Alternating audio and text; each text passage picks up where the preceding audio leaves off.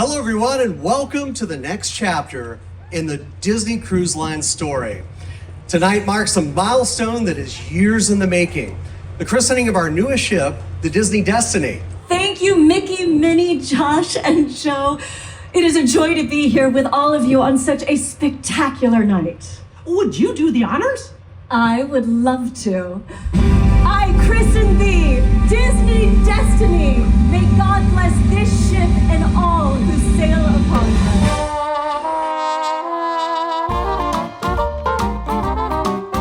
Welcome to For Your Amusement, a theme park podcast that aims to exhaustively evaluate the world's most popular theme park attractions to determine if they are world-class. I'm Brian Bergara. I'm Byron Marin. And for today's episode, we are going to be reviewing our experience on the Disney Destiny cruise liner. This is the 7th ship in their fleet, and we were lucky enough to be invited to the christening journey. I mean, this is the first time that this ship has ever set sail, but we were lucky enough to be one of the chosen few. And this was the first time you've ever set sail. That is true. It is the first time that I have set sail ever. I have never been on any kind of cruise, not just Disney, any kind of cruise. So this was going to be my first ever cruise experience, and I think that'll show up in different parts of this review.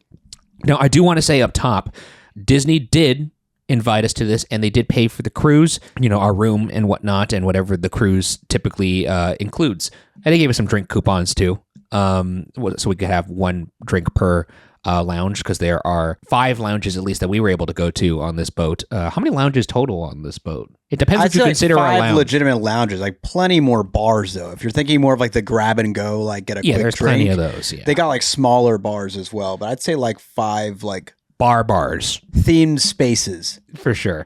But before we get too carried away here, as always, like and subscribe to keep this show alive if you're watching the video version of this over on youtube.com/@FYApod. And if you're listening to this wherever you get your podcasts, rate the podcast 5 stars and leave a review over on Apple Podcasts. It helps the show quite a bit. And also helping the show is those of you who are kind enough to support us over on our fourth wall, fyapod.com. It's another version of Patreon, and you'll get up to 3 monthly bonus shows, as well as these episodes ad-free, and in some cases, vlogs early. Yes, and then e-ticketers extended vlogs, so you'll probably be seeing an extended vlog of this trip, as well as in the somewhat near future. That's right, and as well as some merch over there as well. Our merch shop is there. But all that aside, yes, this was quite the experience. We're going to just run through it day by day. And then at the end, we're going to tell you the things we liked, some of the things we disliked, and ultimately who this cruise is for at the end of the day. And that might be us. I guess you'll see. You'll have to find out. And we're also going to rank our favorite lounges on the ship. And I might rank some of the favorite shows that I saw on the ship as well. We'll see how it all goes. But why don't we just go ahead and kick this off? And this was quite the experience. So I actually was very official on this trip. I took my Ghost Files little investigation notebook, if you know me from that show, and I used it throughout this journey because for some reason, Byron and I are classified as media. I think it's because we host a podcast, but if you listen to this podcast, I think that's quite generous to refer to us as anything traditional, especially media. Not anymore, dude. You brought the little notebook. I did bring my notebook. It's official now. It made me look very official. There was other reporters there who had notebooks, and I was like, me too. Don't look at the front because it says Ghost Files. Let's start off with day 0, as I called it. Disney was nice enough to cover our flight. They had us on JetBlue, which, by the way, great airline. I have nothing else to say besides that. They gave you free Wi-Fi on the flight. I thought that was pretty sweet.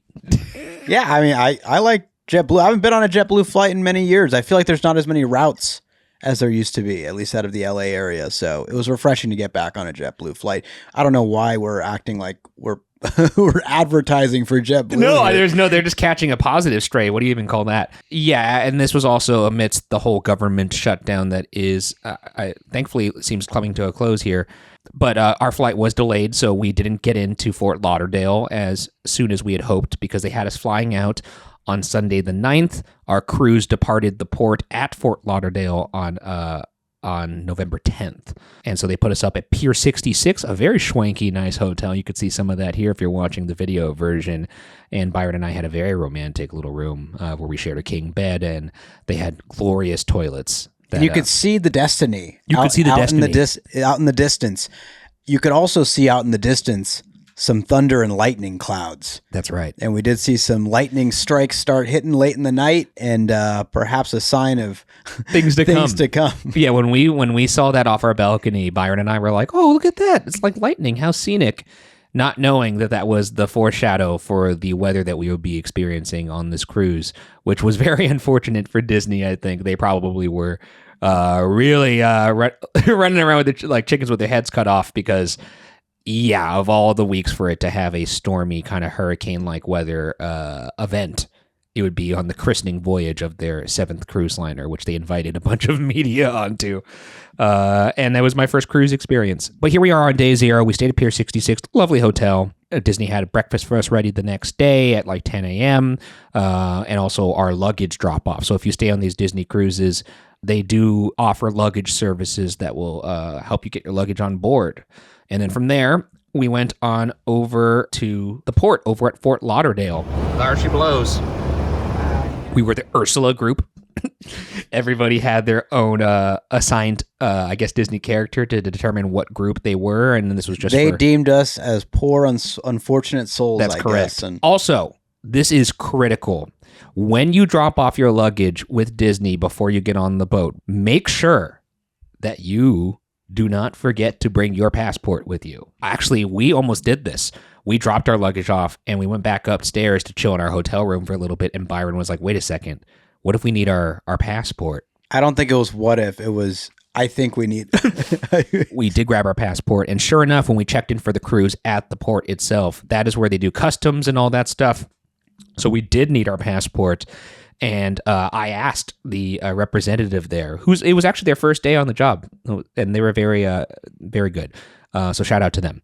They mentioned that people do forget their passport occasionally, and it is a whole ordeal. You usually have to wait there for about an hour to hour and 15, maybe hour and a half for them to grab your luggage, get the passport out of the luggage, and then allow you to get on the ship. So do not forget to keep your passport on your person at all times until you are actually on the boat itself. Very important. Other than that, I was very excited to check in here. They had a nice little like warehouse check-in area, and it was also the staging area for what was the christening ceremony that was going to be occurring later that day. Because how this worked was they had us board the boat, get into our room, get situated, go look at some of the open houses, which is what they were calling some of the media events where you could look at the bars without other guests inside of them, at least other paying guests. You were just there with media, and they had like drinks lined up for you in the terms of like not to consume, more so to get footage of and things like that. But when we did that, they were preparing the christening ceremony, which is going to be occurring outside the boat. So we actually got on the boat first around like 12 and then got off the boat. We got off the boat at around 5 because they started getting us lined up at like 4:45. And then we got off the boat and then saw the ceremonies and got back on the boat. A little more detail on that later. And of course, always the mustard meeting. Oh, that's right. I didn't even know what that is. Why do they call it the mustard meeting? I call it the mustard meeting. It's called the muster meeting, but everyone's wearing those like bright mustard suits, I call them. So I just started calling it the mustard meeting. Kendrick Lamar it makes it sound a little more fun because I never have fun at the mustard meeting.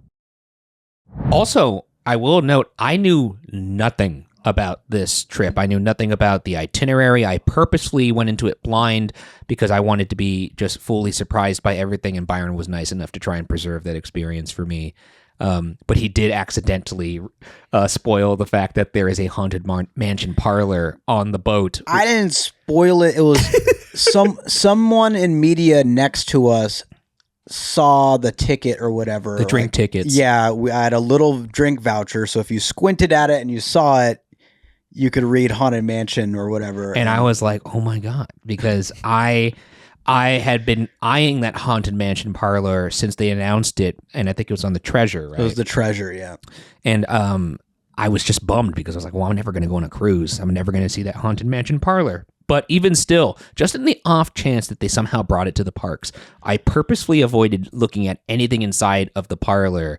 And lo and behold, we get invited to this cruise, and they also put the exact, like a clone of that parlor on the Disney Destiny, which, by the way, the Destiny is themed after heroes and villains and Marvel and things like that. And Byron, who, if you saw his other cruise review, was on the Wish. And that was, what was the theme of that? That was Enchantment. I see. Very different theme here. Yeah, it was just a very exciting atmosphere. And for me, and I guess, Byron, you could also chime in on this as well.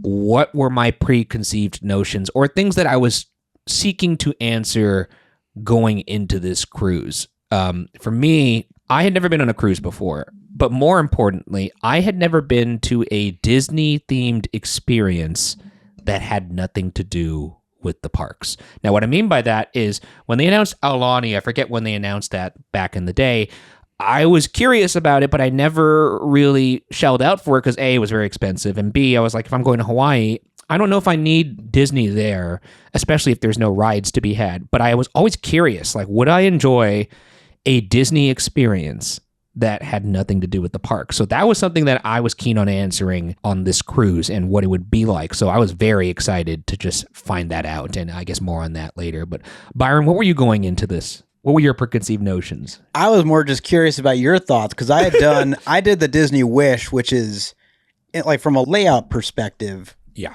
the same. This is the third ship of what they called the Wish class, and I believe there's going to be a fourth on the way now.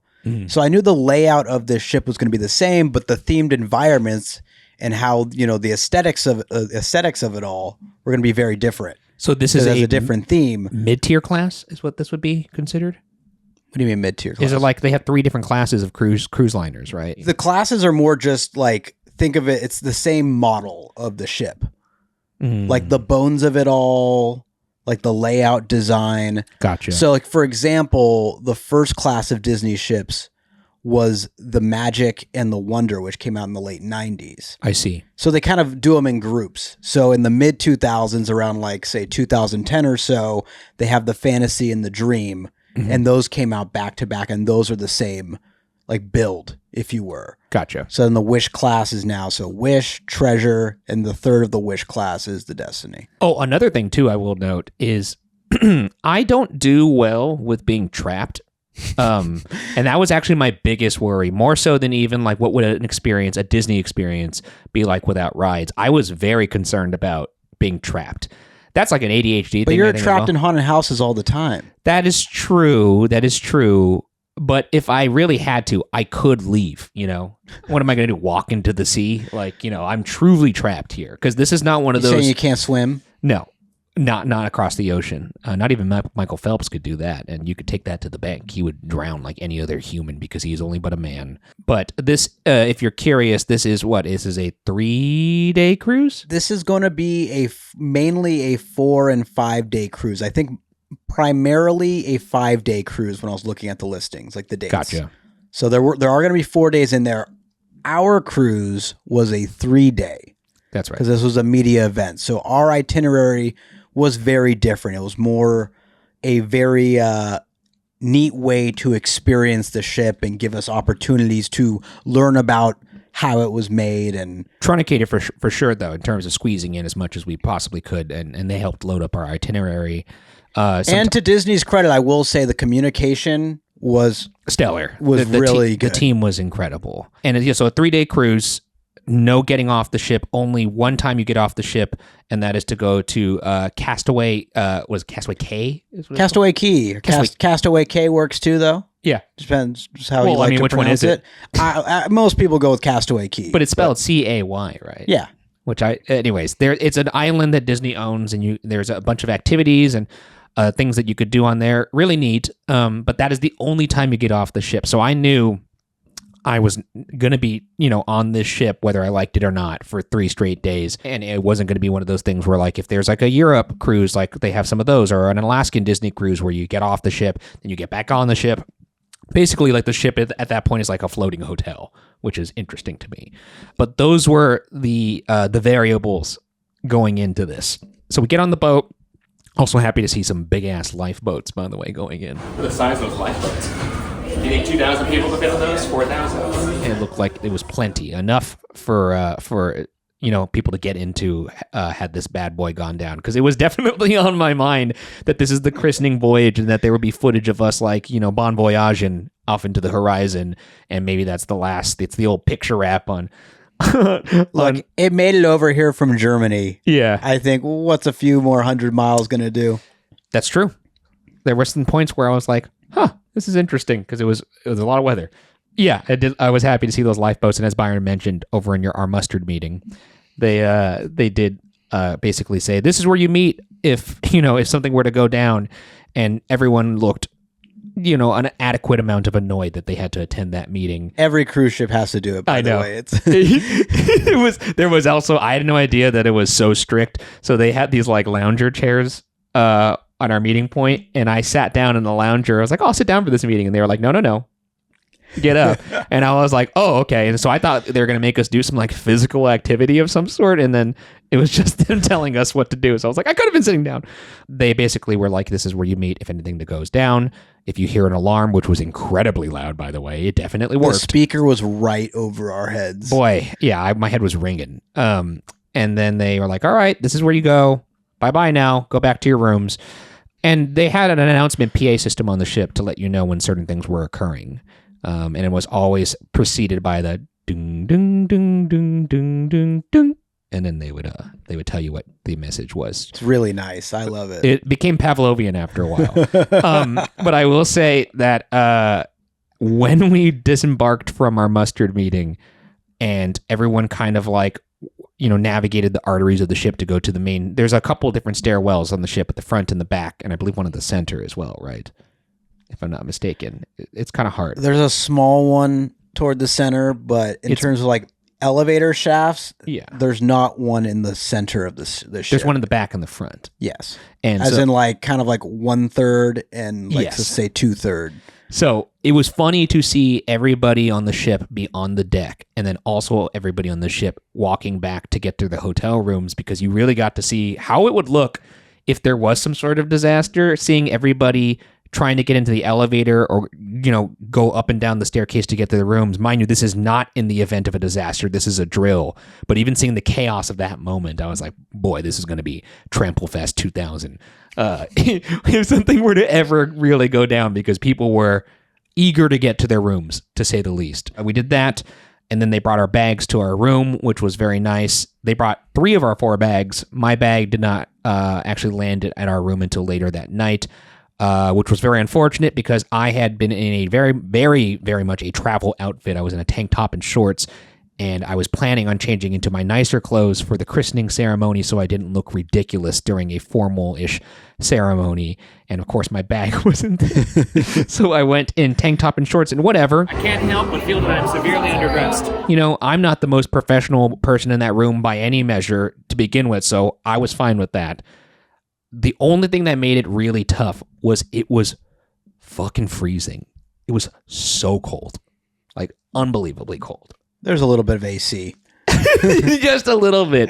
It was, they had us in this media warehouse that was on the dock. Also, like I said, they did give us time from the time we got on the boat, which was 12-ish, to about 4 to 5 to just explore the boat. So we saw a lay of the land. We saw the 2 movie theaters. We saw, because they have 2 actual movie theaters that are not huge, but if you go to an AMC, one of the smaller screens.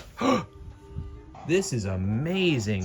I would say whether a 40-seater or something like that, 30-seater. Seats looked nice and comfy, really cool decorations on the walls.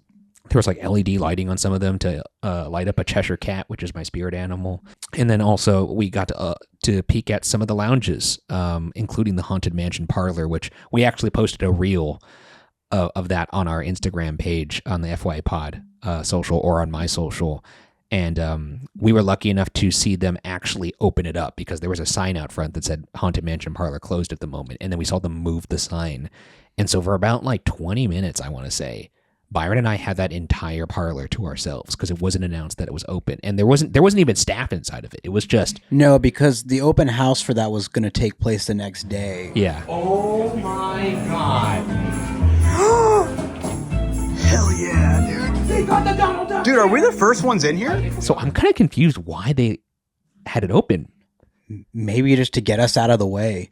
I mean, they knew like this will get old Bergara out of our hair. We'll just put him in this. Just let him in there for an hour. If you wanted to lure me in like a rat to cheese, you would just put that, and that would be my my little cage. But I was happy to be in there. I was in there for 40 minutes, maybe an hour, just marveling at everything, because despite there not being any staff, all of the effects and show was going, and it's a very, very impressive loop. But I guess we could get more into that bar later when we're talking about our favorite bars of the trip. I don't want to get too carried away because we're in the middle of a timeline right now. Yeah, let's get back to you freezing. So then we saw everything. You know, when you walk in, you could see that there's 3 floors in the grand hall. You could see that there's multiple cafes. There was like Cafe Bergara, which is on the Megara, which is on the 2nd floor. There was another cafe on the 3rd floor. I forget which one. That was themed to, I believe, Brave. Right. Yeah. Merida. That's what it was, yeah. They had the Bippity Boppity Boutique over there as well. Classic. Where girls could get and makeovers. Speaking of the Grand Hall, which is the obviously the first big atrium that you see when you enter the ship on that 3rd deck, differed obviously from the Wish, because the Wish is enchantment. Yes. So like the main chandelier, for example, was kind of a big upside down, I guess, depiction of Cinderella's dress in its like transformative state.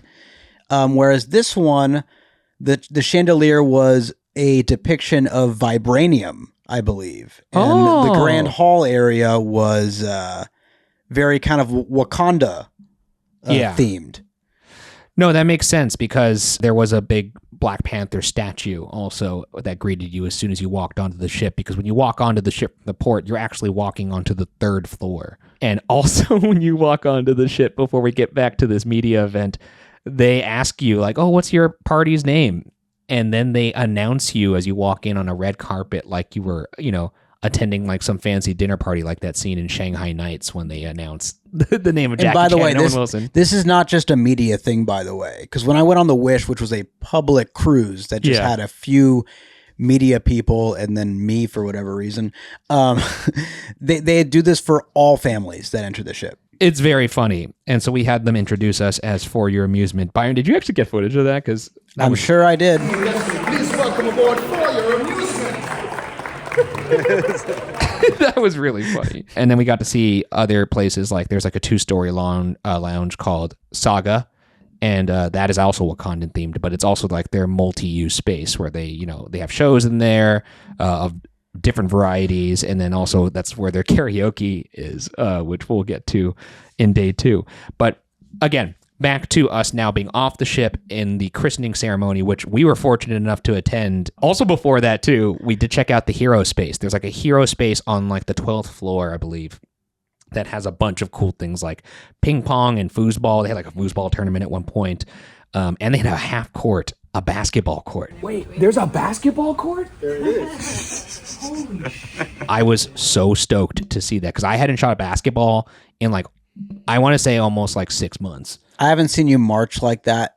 I don't think ever. I was so excited to see a basketball court. And my arm was sore the rest of the trip from just shooting a basketball. That lets you know what kind of shape I'm in right now.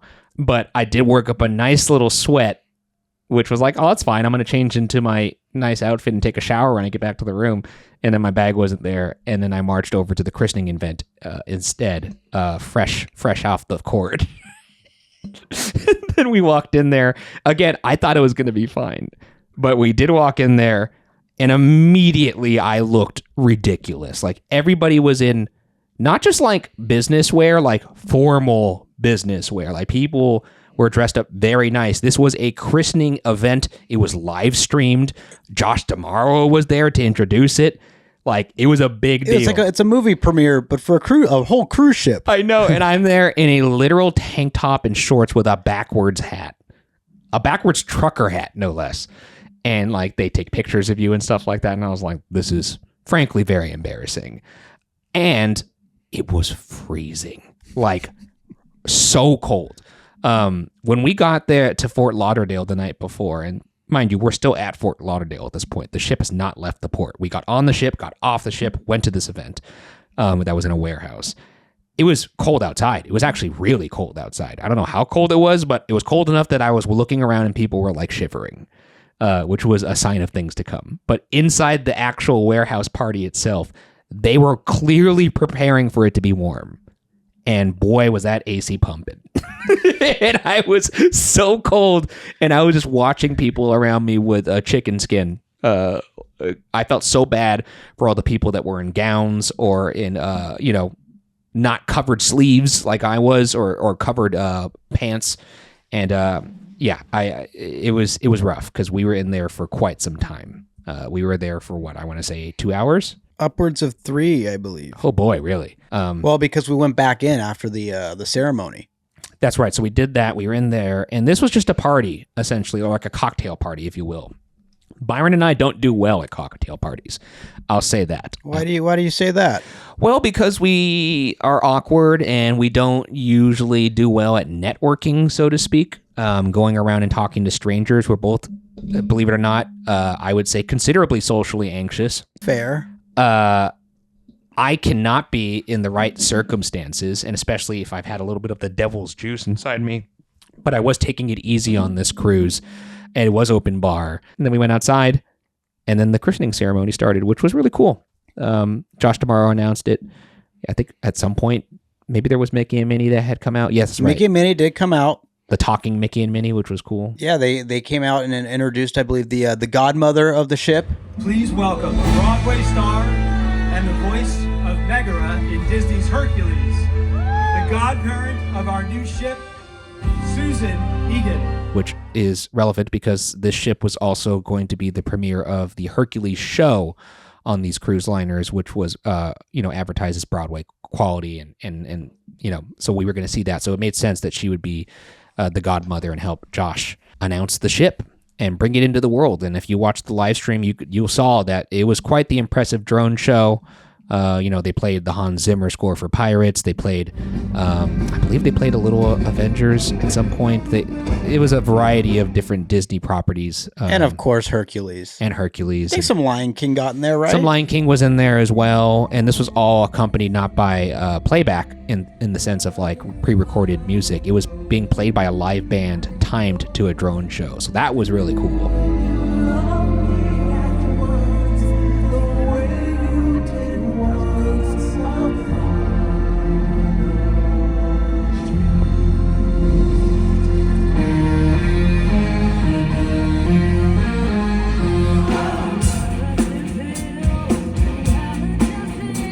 Some of those drones, in particular the Pirates section, that had this giant 3D skull formed by the drones. That was really impressive.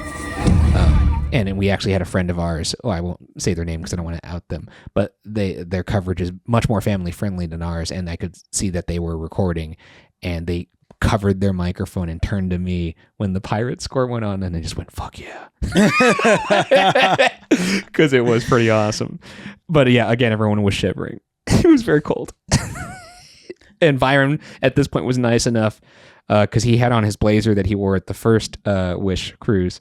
And he was nice enough to give that to me like we were at prom together. And so I wore his blazer. It was really special. It was very special. And in fact, I got a compliment on that blazer from Disney PR.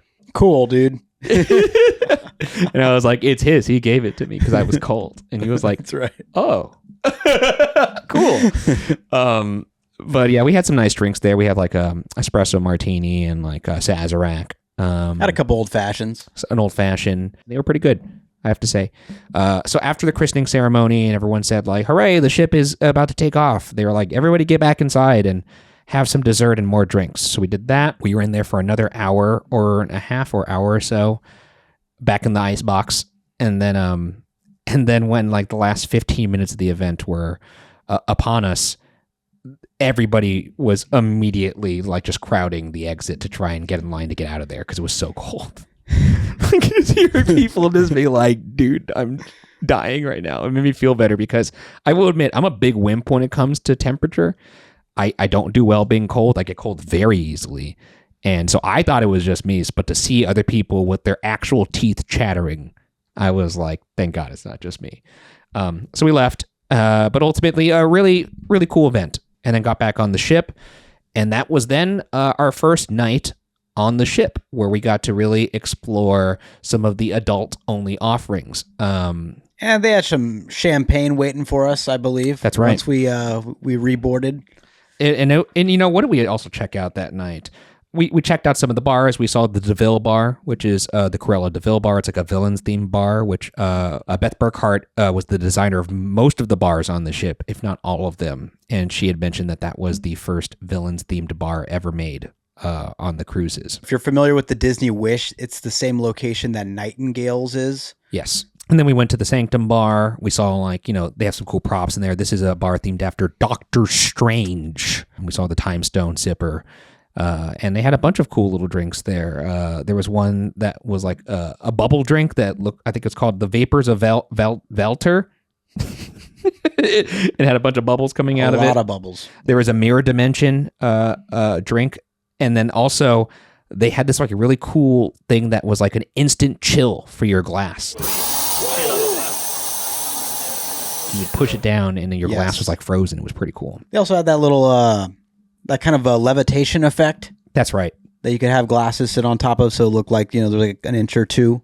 Also, I'm going to shout out one guy too, because I'm petty. There was one guy there, Byron and I were goofing around and like laughing or whatever.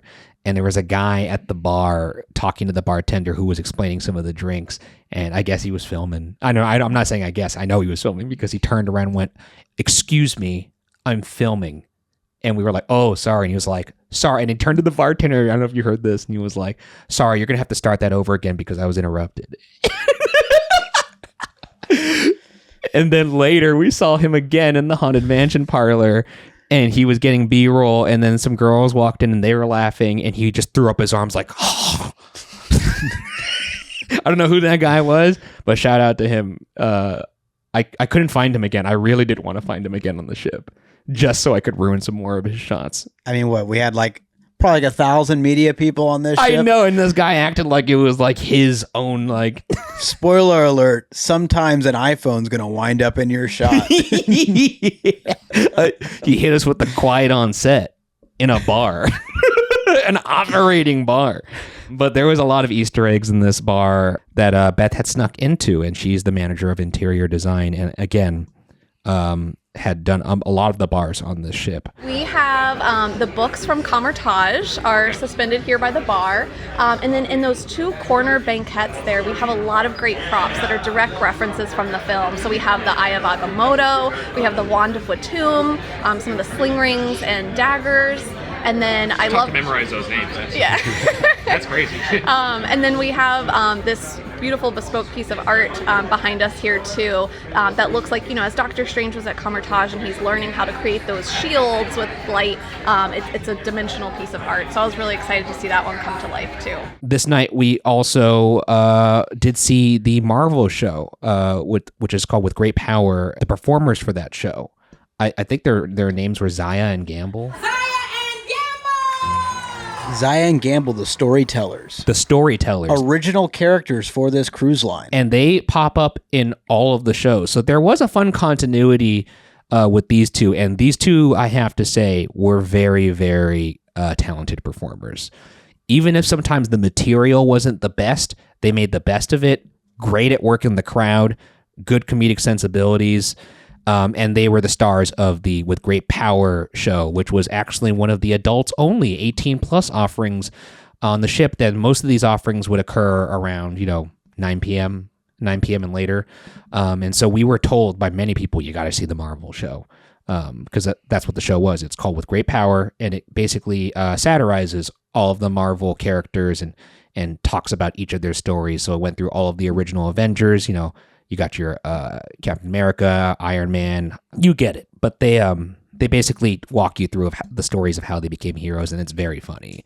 I'm a Marvel guy. I do like Marvel. I know, they haven't been exactly firing in all cylinders lately, and we all have a little fatigue. But this was a pretty fun departure, in my opinion, to watch them poke some fun at themselves, because it has gotten a little...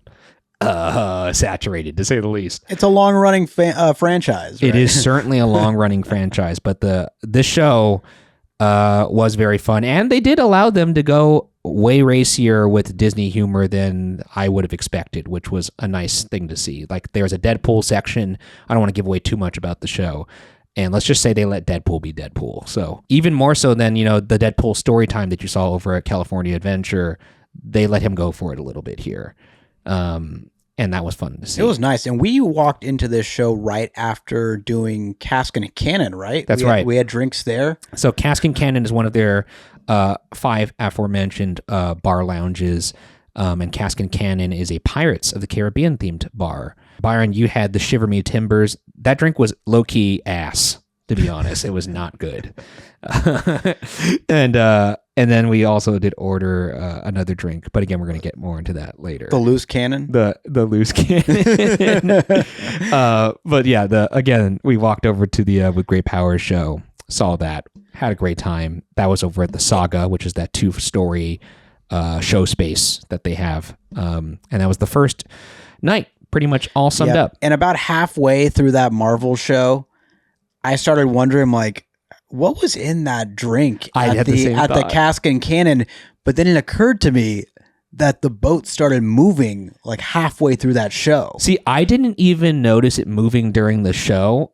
I was like, wow, that was a fun show. I'm very surprised. I mean, there are parts of it that didn't land for me, but for the most part, more hit than miss. And I stood up. And I've been at a bar before where you sit on a bar stool for a while and then you're like, I'm not that drunk. And then you get up and you're like, never mind. And this exactly was what I thought. I got up and I was like, oh man, that drink was much stronger than I thought it would be. And then I started walking and I was having trouble walking. Like I was literally like having trouble balancing. And I was like, okay, I know I'm a little buzzed, but I am not that drunk. And then I noticed, I think I looked over and there was like a glass of some sort of liquid, some unfinished drink. And I saw the liquid like moving.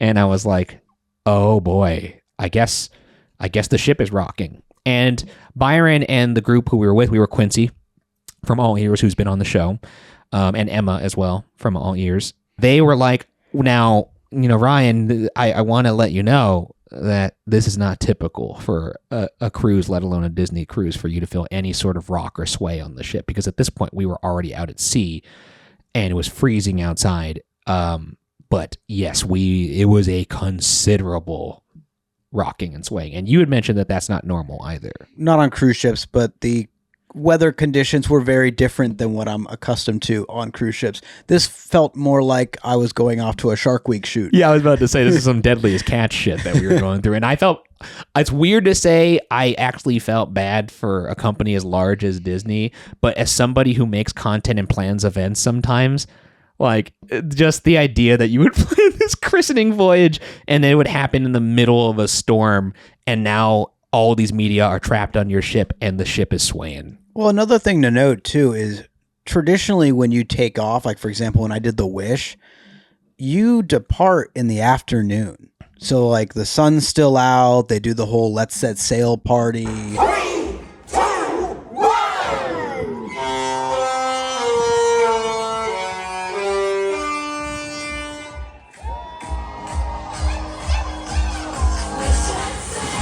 They blow the, wish upon a star steam deck. Yeah. And you take off in the middle of the day, basically.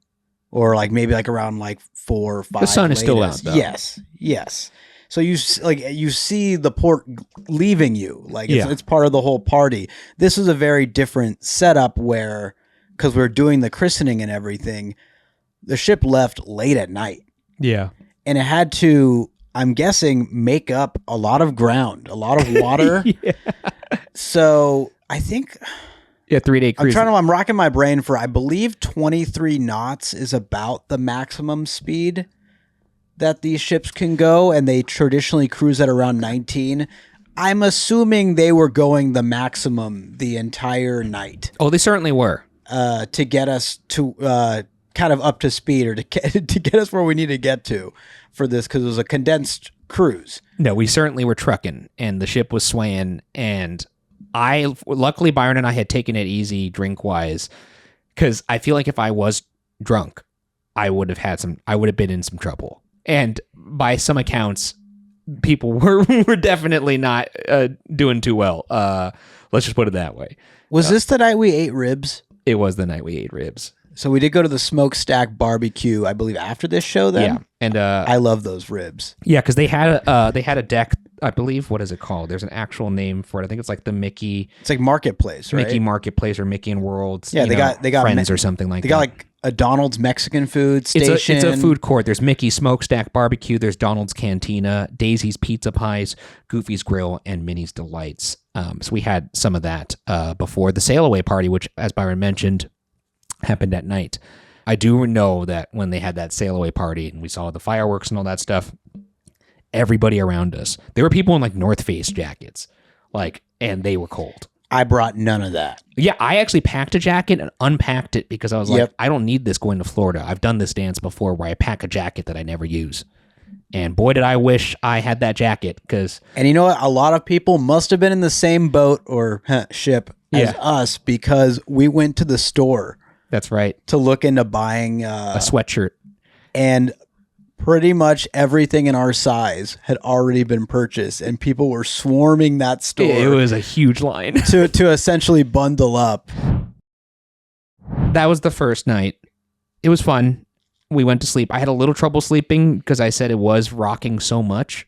I actually did think I thought about what if I got this glass of water and brought it into the bathroom, turned on the light and got some footage of it, the liquid swashing around just so you guys could see how much the ship was swaying. And now I wish I had done that, but in the moment I was so tired and I was worried that it would get me nauseous getting up that I was like, it's not worth it. And I didn't want to turn the light on in the room that we were in because Byron and I were sharing a room and Byron was fast asleep. So yeah, it takes a lot to wake me up.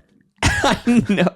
And in the morning, because I slept through all of this, which is crazy because there is a nightstand on our bed, and Byron was also, by the way, nice enough to let me have the bed because there was a bed and there was a pull-out bed. I got to have it to myself on the Wish, so I thought the least I could do is let you do that, and then I get to try out the fold-out, or I guess it's the sofa. It's the sofa pull-out bed, yeah. Which surprisingly extremely comfortable. I have to say that bed, one of the best beds I've slept on.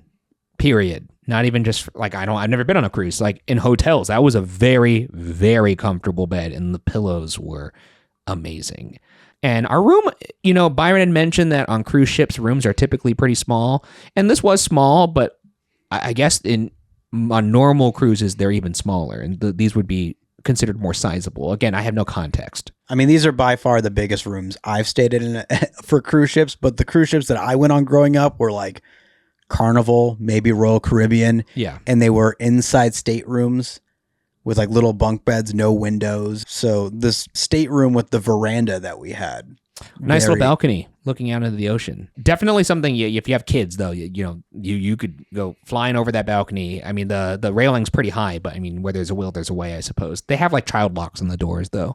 And yeah, that was a beautiful little balcony that we could, sit out there when the sun peeked out every now and then. But yeah, they used the space very smart and economic. Trash cans built into the desk and the furniture, for example, and the cabinets. The shower, small but big enough. And they had a separate bathroom for just the toilet. So there was a toilet room and then there was a shower room, which is always nice if somebody has to do their business while you want to shower. You got a fridge that you pull out like a drawer? That's right. They had the fridge drawer, which we filled with milk for preemptive planning for cookies at night. Yes, because room service is a big deal on these cruise ships. It's included. It's 24 hours and it's included. Also, speaking of included, the robes. The robes. Got to enjoy some comfy robes for that room service. And then this room they had us in was, I believe it runs $3,000. And that's regardless of whether or not you're in there by yourself or if you have another person. Anybody above 2 people in that room, I believe, is an extra $750 a head, if I'm not mistaken. And these prices will fluctuate based on demand and time of year. Yes. So you might be able to find it under $3. Sometimes during holidays or really busy times, it's going to be at a premium. For 4 and 5 night cruises, I was kind of looking at the schedule. You can still find trips that are in the threes. And how does that compare to something say a Carnival, the price of that? Oh gosh, so I did a little price comparison back when I did the Wish review. Yeah. And I compared it to Royal Caribbean just because based off attractions and stuff yeah. It seemed, and also destinations, I compared a 3-day to a 3-day, the Wish versus the It's a ship that's very comparable to the Wish. It was one of the latest Royal Caribbean ships. I forget which one it was, but initially, like if you go on Royal Caribbean's website, the prices that you see initially, like, oh my God, this is like half the price or a third of the price of the Disney Cruise Line. But then when you actually start going apples to apples of like the balcony room, like stuff like that, I think the Royal Caribbean cruise, and I selected the same. It was a weekend in October. I selected the same week, the same dates basically, and I think the Royal Caribbean one was like only came out to be like $40 cheaper. Gotcha. And this is always going to change. You know, the prices. It's almost like booking airlines or like. Yeah, when you talk about like something like United versus Spirit, like Spirit's going to be a cheaper ticket, but then you add on the things that might be included on the United. They're changing based on time of year, demand, etc. But the gist that I got is, if you want a cheaper cruise, you could obviously find it on pretty much any other cruise line. It's just when you start adding other elements of value, it's not as extreme as what you would think. Speaking of things that are included, I did find it a little confusing of what was included or not included. There didn't seem to be a lot of rhyme or reason to a lot of things, like alcohol not included. I imagine that's the case for a lot of these cruises, unless it's an all-inclusive. But even some all-inclusives, I know alcohol is a surcharge. So, for example, for Royal Caribbean, you can like pay like a couple $100 or a few $100 to add on alcohol. That makes sense. Or like an unlimited alcohol or something. I don't know the exact price, but you basically, you do have to pay for that. It's the drinks here on average around $20 too at these lounges, I would say. Some of the cheaper ones are like 15 or 16. The beers usually ran around like $8.75, which is actually decent. Not too for bad beer, for the beer. For the beer, but for the cocktails, they get you. Yeah, I mean that's traditional. Like even at theme parks, it's kind of in that price. It's a range. theme park priced beer or priced cocktail. The good news is these may be expensive drinks, but I feel like you do get from A to B with these drinks. Yeah, they do make them pretty stiff. They're like those Trader Sam's pours. Maybe more on that later. And another tip, if you do want to save some money on buying alcohol, every day they usually have a drink special. There's like a drink of the day. That's right. So for example, on the day that they do Pirates Night, I've noticed they have a drink called the Sunken Treasure that I would get for about like $7 to $8. $7.50, I believe. Yeah. $7.50, not $750. But and then as far as food, there is a free cafeteria called Marceline's. Yep. And you could go there and it's like your typical kind of like American style buffet. Food's okay. It's not amazing, to be honest, but they do have like adult food, you know, like grilled chicken and healthy options. And then they have your standard kids corner fare, which is actually the name of the station, because each of them has a station. There was like, your staples, and then there was the kids corner, which had your chicken tenders and fries, which obviously I made a stop by. They had, a dessert station that had chocolate chip cookies and other pastries and things like that, and little treats. And then they had like a seafood section too, which had, like chilled shrimp and crab legs and also, it came with little crab leg crunchers, which we had for lunch on our first day on the ship. Before we went to the christening ceremony, we went over to Marceline's and loaded up. Coffee, soda fountain, that's included. Alcohol would be additional if you wanted to purchase that. They also had a coffee station there that was like a cafe. That is actually a surcharge, which we found out. Yes. So if you can get, like, if you want your just regular black coffee, like out of a dispenser, like next to the soda fountain, that's included. But if you go to the coffee bar, which you could also get alcohol from as well. That's right. That will be an additional charge. And the food was okay. But they do have other restaurants that are additional, though not additional. You just pay for them. They're like actual restaurants. So like they have a restaurant there called Enchante. Is how it looks on paper, but it's Enchante. And then they have next to that, connected to that actually, is the Rose Bar, which is one of the lounges that we mentioned up top. And then they have the steakhouse, which was Palo. And I looked at the menu. You're looking at like on average $40 to $50 for each plate. Enchante, I believe, was maybe that, except a little bit higher. Byron, you've actually eaten at Palo. I've eaten at Palo on the Wish. Yeah, it's fantastic. I had it for brunch. I've heard dinner's really good as well. I'm sure it is. pretty much everything I tried at Palo is really good. I think if we had the time for it, We just didn't have the time yet. I think there's just too many conflicts with what we wanted to. They had scheduled us for the dinner shows too. There's 2 dinner shows on the boat. Yeah, and as any regular guest that goes on these ships, you're going to experience these rotating dinners. The dinners are included with the price as well. Yeah. Like a proper sit-down meal. With the show. And then also the Broadway shows, Hercules and Frozen, are also included on your ticket. We did, one of our friends, Quincy, actually did go into Enchanté. And they have I think it's like a 6-course meal in there. And she'd mentioned that it's like one of her favorite restaurants, period. So you're definitely going to pay for it there. And I think you could get Palo, and I don't know about Enchanté, but I know at least Palo is on every single Disney ship. And Palo and Rose, I would imagine, on the other ships as well. But on this one, is in the adults only section of the ship where you actually have to be 18 and over to enter it. Unlike something like Saga, which is 18 and over after I think like 9 p.m. But before that, it is open to, all ages, and they have events in there. Like I remember one day I walked by and there was like a family karaoke. I think it was called Family Superstar Karaoke is what it was listed on in the app. And I walked by as like a father and daughter were singing "You Got a Friend in Me." Very cute.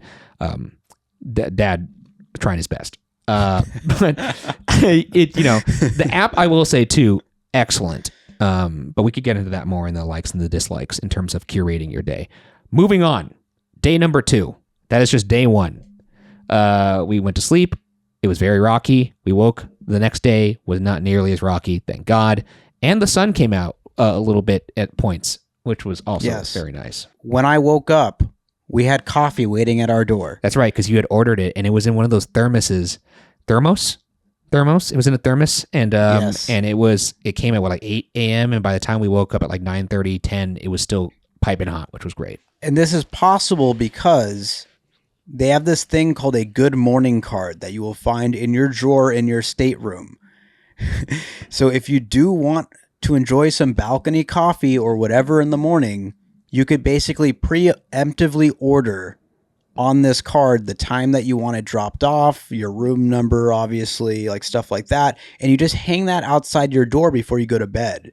And if you do this before 3 a.m., they will pick up that card and they will have that prep for you at the time that you wake up or whatever time that you selected for it to get it dropped off. That was nice. And again, that is included as well, unless you're ordering alcohol, which was there an option on that card to order a mimosa? I wouldn't be surprised. That's crazy, dude. Yeah. But that was that. So we had our coffee on the balcony together in our robes, which was beautiful. And then we went about our day, and that was a variety of different open houses. We walked by some of the kids' clubs, one of which is called Edge, which I thought was hilarious, by the way. Oh, that's the teens club. It is the teens club. Because the kids' club is down below. Yeah. So on the second deck. And I have a little bit on that in our likes and dislikes later, because that is one thing that's cool. If you're a parent, I'm not a parent yet, and that's not as to say I'm expecting or anything right now. I just have no. Anyways, and then we saw an open house of Cask and Cannon, which is again their Pirates of the Caribbean themed bar. This is themed after that ride. We'll get into that more later when we're ranking our bars. This was the day where it was our at-sea day. So originally it was supposed to be the day we would go to Castaway Key, or Key, or however you pronounce it. But because of the weather, I think, and they realized it wasn't going to be sunny this day, and it was going to be very, cloudy, windy, and at some points rainy, they switched it to be the at-sea day, and then the next day was the Castaway Key day. But so this day we were mostly inside the ship. We talked to Beth again. She answered some questions about Cask and Cannon and the designing of that, which we'll again go into later. But for the most part, this was the day where we just kind of popped into all the bars to check them out, have a drink or two. We went into DeVille's because that was an open house event, and we got to see the Cruella treble makers. Sing along. Cruella DeVille. They had this amazing show, which is going to be on the regular voyages. Yes. At DeVille's. It's called Cruella's Treble Making with Cruella. Yes. Cruella Treble, as in like, Treble. And that is actually a show that's 30 minutes long where you make a song live with Gamble and, oh my God, I forgot her. Zaya and Gamble. Zaya and Gamble, the storytellers. Great improvisers again. And they, kind of like Whose Line, start to gather things from you to make verse by verse this song, which you then perform for Cruella. What is this, you idiot? Sorry, Cruella DeVille. In an attempt to make her feel better, because the Cruella DeVille song, very derogatory towards her, so they wanted to make a song that would make her feel nice and welcome, because it is, after all, in DeVille's lounge, her namesake. So. I'm utterly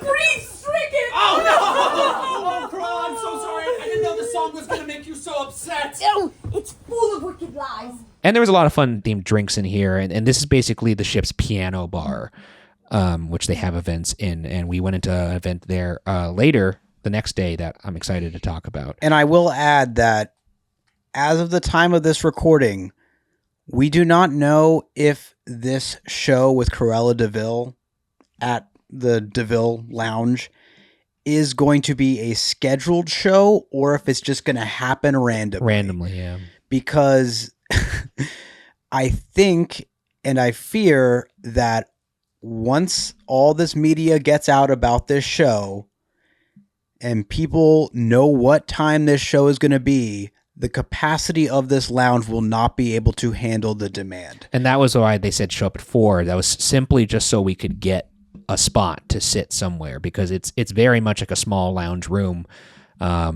Intimate piano bar is how I would describe it. And there's not a lot of seats. In fact, when we left, and later in that same day, they had announced another showing of that show.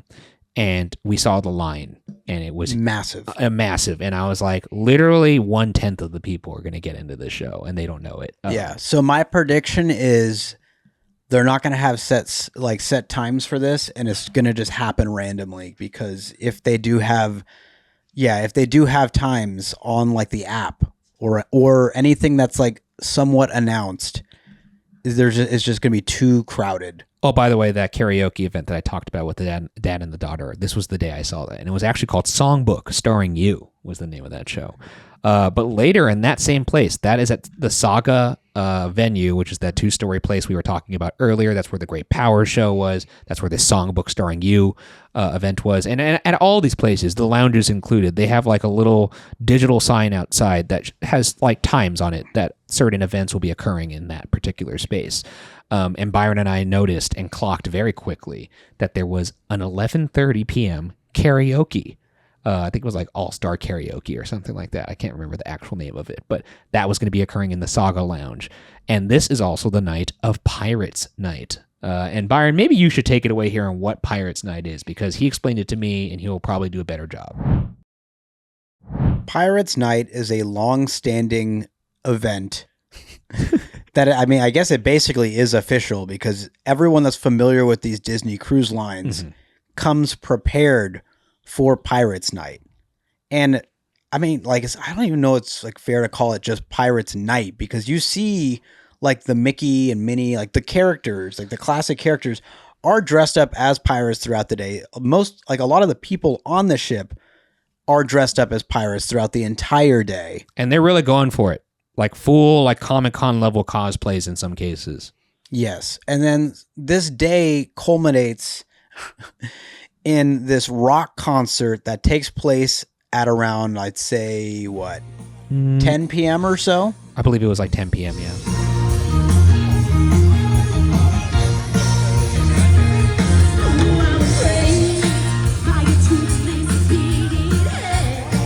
And yeah, so there's a rock concert on the top deck. They're all in pirates. They're playing some pirate music. But they're also playing a lot of classic rock songs. You got some Kiss going on. Yeah. Just a lot of bangers. And it basically, without spoiling too much, a certain character makes his way on stage. That's right. And the show ends with fireworks getting launched off the ship. So to Hans Zimmer's Pirates score, which is awesome. Yeah. And Disney Cruise Line is the only cruise line that does fireworks. As a matter of fact, I think some cruise lines that are in the vicinity of wherever a Disney ship is will try and get themselves close to the Disney ship to try I like and that. I like that a lot. I think that's really funny. If you can't beat them, join them. Why not? So it makes for a really fun atmosphere and a really fun night. And this is the night that folks are really getting after it out there in terms of partying. Yes, especially when you are on especially when you are on a media ship, I believe. Because everyone's been working all day covering these events. Because it occurred to me, I didn't realize this till like after we finished the trip. Wait, like this was like one of the rare times that you're going to be on a Disney cruise where the majority of the people are adults, or That's like right. the high majority of yeah. people are adults. I would say it was about what I want to say like 80% adults. Yes. So I noticed that Disney adults some might say. Even though the ship was not at its full capacity, Yeah. like for example, like the Wish when I went in July, the bars and lounges all the way up until closing every night of our trip were a lot busier on this trip yes, as opposed to the Disney Destiny, as opposed to the Wish trip, which was more public, general public. A much higher percentage of families Yeah. with their kids. This one had, especially on Pirates Night, had a much larger percentage of people that were going out, after it. They're out to party. And we deemed this was the night we were going to really get after it ourselves. So we did our due diligence and put in that work for you guys. And I actually was sad I didn't have. I actually had shot something for Watcher a couple days prior to this trip where Shane was dressed like a pirate. And if you don't know Shane, he's 6'4", and shockingly that did not fit me. So I was thinking like, oh, I could bring this to the cruise because I know there's that silly pirates thing, and I wasn't able to. But they do hand you a bandana in your room, so everyone had these red Mickey bandanas on to be pirate-like, and that was really fun.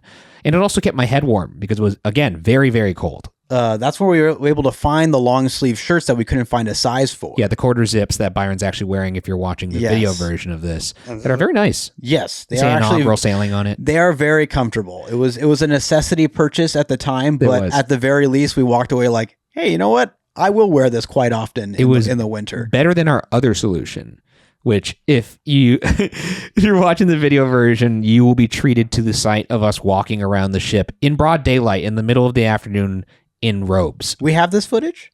We have to. I might have a little bit of the footage. Oh, wait. Maybe you have some of me at the Marceline's Cafe at lunch, because we went to Marceline's wearing these robes over our outfits because it was so cold. Oh, I'll have to check and make sure. I don't know if I filmed that or not. I think you might have. But it was cold, and people were looking at us like, those two are drunk. And we weren't. We were stone cold sober. We were just cold. But we did find those quarter zips later, and that was nice.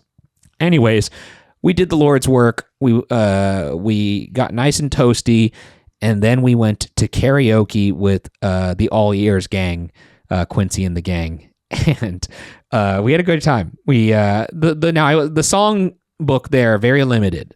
I wanted to sing. Well, whenever I go to karaoke, I like singing a song I've never sung before. That's like one of my, I wouldn't say rules, but it's what I definitely want to try and do. I wanted to sing Ocean Avenue by Yellow Card because we were on the ocean and I'm corny.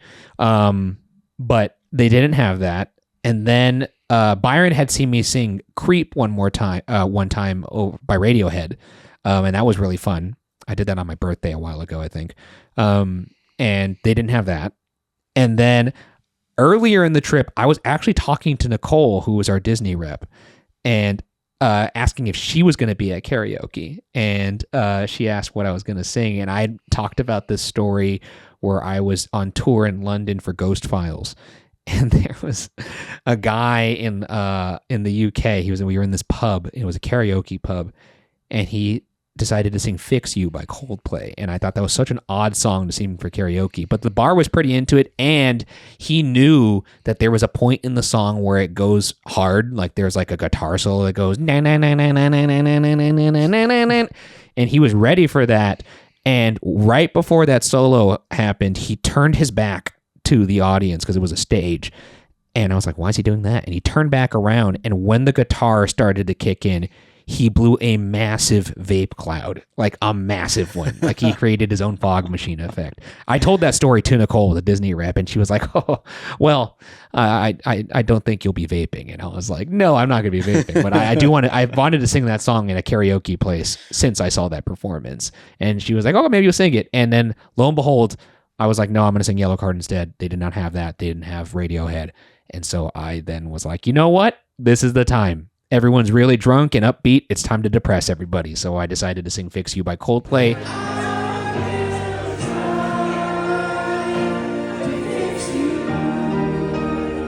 Let's hear it for Apple. Byron dialed up a classic, Fins. Fins by Jimmy Buffett. I don't know if it's a classic for parrot heads. For Buffett heads. If Is that you're what you guys call yourselves? Parrot heads? Parrot heads, yeah. Is that really what you guys call yourselves? Yeah. That's so funny. So for you parrot heads out Because there, Jimmy has wings now. he does. R.I.P. Rest in peace. An absolute legend. So I had to do one, pour one out for Jimmy Buffett. Did some fins to the left. We fins certainly to the didn't right. pour one out. We poured one in. That's we sure did. We certainly poured one in that night. Because we basically I certainly loaded my, I was like, this is the night I'm going to really be drinking. And before that, we had actually gone to the Sanctum, which is the Doctor Strange bar. And I thought we ordered the drink. This is kind of indicating maybe the fogginess of this, but I'm pretty sure we ordered the Mirror Dimension. I thought that's what it was called. Like the really strong one? The really strong one. That was the Distorted reality. It was the distortion effect. And that bad boy was a whiskey glass. Imagine a bourbon glass completely to the top. The bartender kindly gave me an option. He's like, oh, do you want this cup to be to go, or are you going to drink the whole thing here? And I wanted to drink out of the cool glass that it came in. So I'm like, no, yeah, I'm going to drink this all here.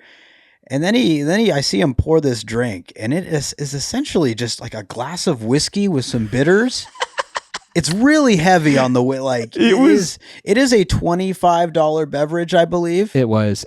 But you get, I think you get a lot of bang for your buck with this drink. Well, I remember because the glass was ergonomic. It had grooves in it where you could lay your finger, so it felt good. You know when people have those mouses that are vertical so that you don't get carpal tunnel? Yes, exactly. It was like that, except it was a whiskey glass. And I remember how much was in it because I was I thought it was really funny that Walt's drink over at the Carthay Circle Lounge was the spritz, but was basically just 3 fingers of whiskey. And this was more than 4 fingers of whiskey. It was a tall pour. It was, which I think is the norm for that drink. It's crazy. Well, I ordered it the next night as my one drink that night, and it was not that pour. Oh, it was certainly. Are you not. sure you did the same drink? I'm pretty sure because it was just the same thing, the whiskey and the bitters, except it was half full and it wasn't the same glass. So maybe that bartender thought you were cute or something. Or maybe it was just Pirates Night. Maybe it was Pirates Night. And he was like, yo ho, buddy. But the funny thing about that, and the reason why I think Byron was bringing up, do you want it in a to-go glass, was because we got the special glass, but then karaoke was starting and about to end, and we knew we weren't going to get on stage because it's a full stage with lighting and everything. It's at the Saga. It's the same place. Same place where they have one of their marquee shows in the Marvel show. I underestimated the amount of time that you should allot for drinking this distortion. Well, you effect. also didn't know it was going to be 5 fingers of rye. That is fair. And so we had to, let's just say, finish that very quickly. And then walked on over to karaoke, and we were different by the time we had arrived over. We were ready to perform to the Saga stage. I was so stoked. Well, I love karaoke. Byron knows I love karaoke. I think it's very fun to embarrass yourself, and I like a stage because it inspires fear, and that prevents people from playing. It's safe or singing multiple songs because you just have to really work up the courage to get up there.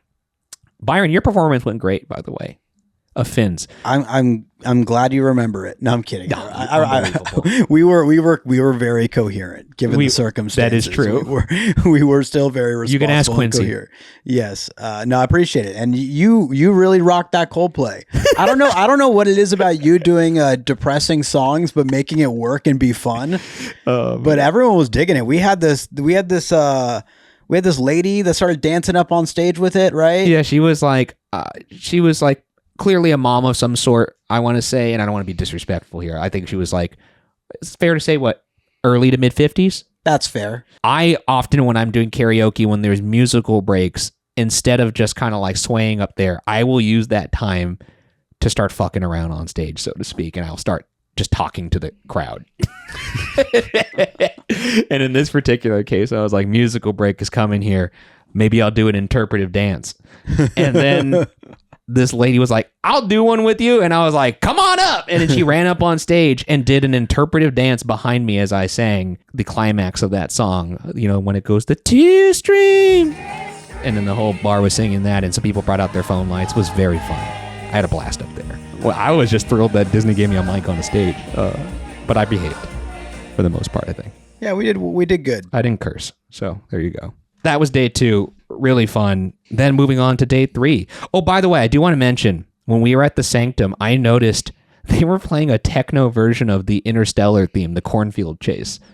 That's right. You did clock that. And I was like, dude, this is crazy. And I actually did record a little bit of that, and I thought that was really funny that they thought they could get away with it. But it is a banger, so I didn't mind.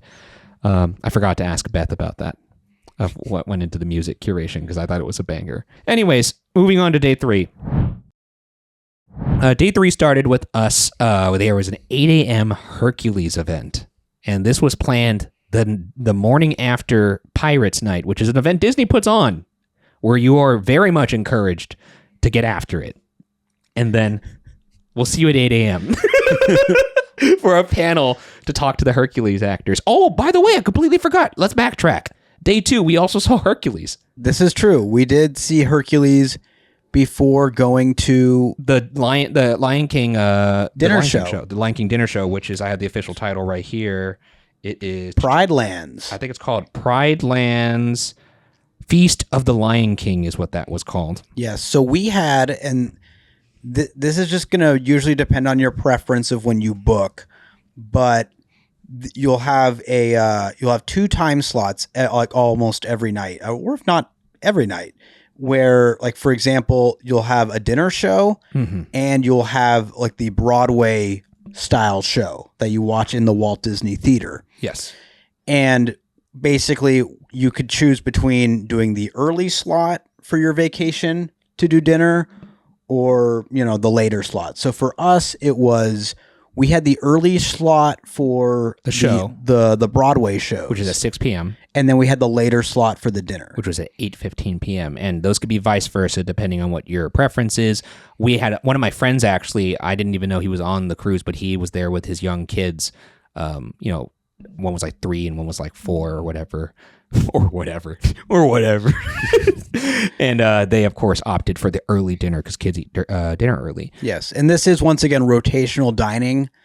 So you can't just like do Lion King one night and be like, you know what, I'm going back to Lion King the next night. No, you rotate. Even your server will rotate to the next restaurant they the stay next with night. You. So you have the same server, which is kind of fun because you build a rapport with them. And Isabella was the name of our server. She was great. Shout out Isabella. Yeah, the Lion King show.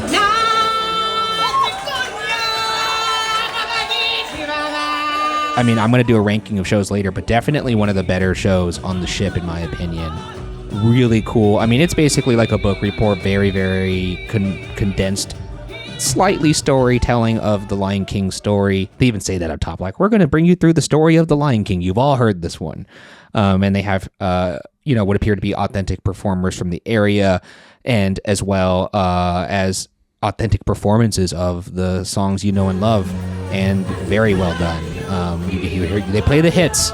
You got your Just Can't Wait to Be King, Hakuna Matata, Can You Feel the Love Tonight, Circle of Life. Got a mean drum set that leads into King of Pride Rock, which is my favorite track off that soundtrack. That, you know, is like the big finisher for the dinner, and the food was very good. Some of the best food I think we had on this trip, actually. I would say it was the best food we had on this trip. We had a shrimp curry. We had the peri peri shrimp, which was the appetizer, which was very, very tasty, and it came with like this paste that was very good. They had bread service for both this one and the World of Marvel dinner show, which is the next day. We'll get into that tomorrow, as in when I talk through tomorrow, not you know what I mean. Anyways, for our actual entree, we each had the shrimp curry, which was very nice. Had like a nice little kick to it. Highly recommend that as well. A red curry that came with some roti and rice, and delicious. And very light too, which is important before you're drinking because you don't want it to soak up all the alcohol. And then for dessert, I had this kind of like coffee brulee kind of thing, which dessert, I'm not a dessert guy, so, I don't even feel like the need to review that because I don't like any dessert. But Byron, how was your dessert? It was great. I mean, I basically got something that was to the tune of like, I don't think it was called a molten lava cake, but it was kind of like a brownie with some ice cream, like nothing crazy, but I love that combination. I love that, chocolate / pastry with ice cream, and I'm in heaven. Oh, by the way, our dinner for the first night was kind of like, it was kind of a dinner. We were at that party and they were just serving hors d'oeuvres. So it was like, Yeah, that's why we went to the smokestack barbecue. That's right. At the end of the night, you got the ribs. Yeah. And then we saw the Hercules show, the first ever showing of that ever, of any kind, right? I mean, apart from like rehearsals and maybe some obviously maybe some focus groups somewhere, yes, I guess this was the first, the closest thing to a premiere of this show, right? It was. And this has been a show that's been like years in the making. Yeah, and the Walt Disney Theater, pretty sizable. Think like, I would say maybe 3/4 of the size of the Hyperion over at Disney's California Adventure. Oof, I don't know about that, but they make it look maybe half the size. Maybe. Because there's a balcony and there is, what do you call the floor?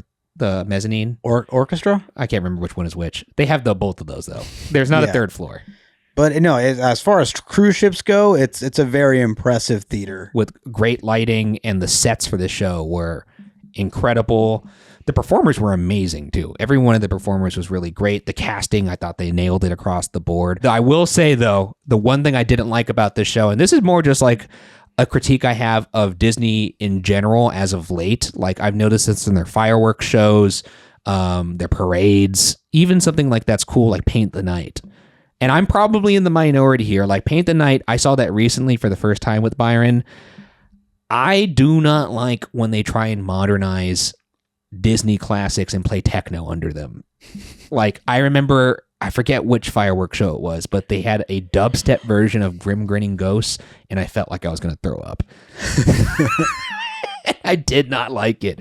And in particular, some of the Hercules tracks, they tried to, and it even says it in the description, it's a modern take on Hercules. So they changed the orchestration of the songs to be a more kind of like, I want to say like a poppy R&B version of Go the Distance. Like the orchestration, the music itself was different. And the person who played Hercules, did the best they could to, play along with that orchestration. But when I go to like a Disney show, I kind of want the Disney official songs being performed by somebody who can clearly sing. And this, the performers there all clearly could sing, but they were like singing poppy versions of these songs, which it felt more like karaoke in that sense. I would have liked just kind of the classic Broadway take on it. Yeah, I would too. Or just play it like, like the classics. Because like you pay for a Disney label, you want the Disney product. You don't want like a cover. And, I get why they would try and modernize some of these things. That's why they advertised it like that. Like the music was going to have a modern take on it. But I don't know. It didn't play for me, at least for like something like as iconic as Go the Distance. But then there was other things that were like just like in the movie that were like amazing. Like Zero to Hero was sang by all the muses and amazing. Like the cast of muses, they were all fantastic. I don't think they really had a modern take on the song that Phil sings, like the "You Want to Be a Hero" kid one. When he's training Hercules. Oh yeah, that was kind of straightforward. That was straightforward. So was I Won't Say I'm in Love. That still also did have a little poppiness to it, which I was like, come on now. But the set pieces were incredible. Very impressive. I don't know how they fit this on the ship. The 3-headed serpent. You had the Titans that were using. They're using those exoskeleton. Yeah. Devices that I think some people have seen in the parks lately. Yeah. I know they did it a few years ago with Hulk at California Adventure. It was good. Another way to showcase that. Oh, one thing I thought that was interesting, and it clearly there was like this is the first performance, was there was a fair amount of fight sequences in this show that were like not short. They were like minutes long. And it would be like Hercules punching a monster, but there was no sound effects to him hitting the monster. And it was just like silent punches being thrown over like underscore that were very awkward. Yeah, we could have used some hit sound effects. Could have used some punch sound effects or some like, oh, something like that. But it was just like a guy punching, clearly not making contact, and then silence. I will say also some of those fights lingered a little too long. I would say that so. kind of exposed the limitations of the exoskeleton suits. Well, I mean, also we this is coming off the heels of us being at Halloween Horror Nights and seeing The Purge: Dangerous Waters, and that is like very realistic hits. Obviously, that's a different audience, but I mean, like it shows you what fight choreography looks like when there is no. I guess obviously there's not going to be blood like in a Disney thing, but when there is no sound effect to accompany a hit. Like if you were to watch the Avengers and a fight was happening and there was no hits to any of the punches, it would be so bizarre. Now imagine that live and in person in front of an audience. I felt like legitimately bad for the performers. I was like, and Hercules was doing his damnest. Like he was like, he was really selling it, but you can't really sell it when there's nothing to signify that you are hitting anything. Overall, I thought it was pretty good.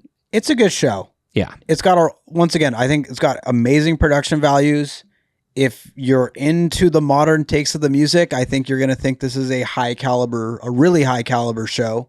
Judging by the audience's reaction. I don't know, because we heard people, days after the fact saying that, it was like one of the most amazing plays that you've ever. I'm not quite there. I do. How much of that is like real, and how much of that is that glaze? You know what?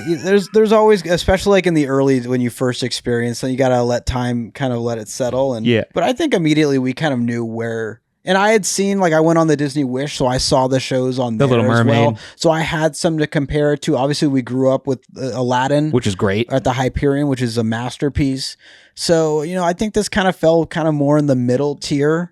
I would say so. A really good production value, but yes, I don't think the songs quite hit for me. And it was similar to some of even the Marvel with Great Power show, where some of the material was tough to work with, but the performers did what they could with it. Yeah, is how I would describe it. And just how they use the stage is, I think that's one of the biggest showcases of this. Yeah, the stage that elevates it a lot. The production value is crazy. And I do like the kind of like a gospel type take with some of those singers. Oh, that was awesome. In the opening song. But that's faithful to the show. Yes. Or to the movie. Yes. So moments like that where I'm like, oh, we're in it. Like this is sweet. This is awesome, Hercules. And then another thing I will add that I really liked is there was a sequence where, and maybe I just haven't clocked it enough in previous shows, but where they were really going for the projection mapping on live characters.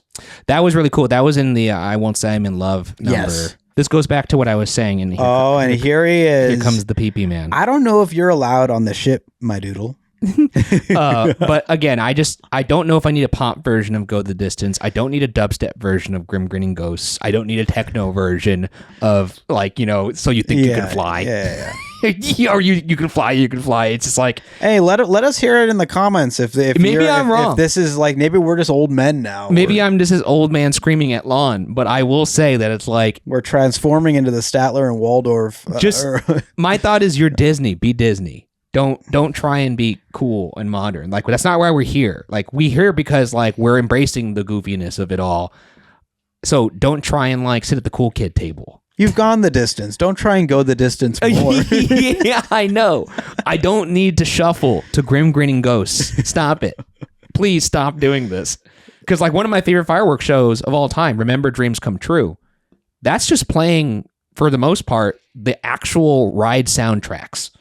I don't need the remix. Hi, Vinny. My dog is in here if anybody's watching the video version. Anyways, I digress. Moving on to day number 3. Byron went to the Hercules panel. I did.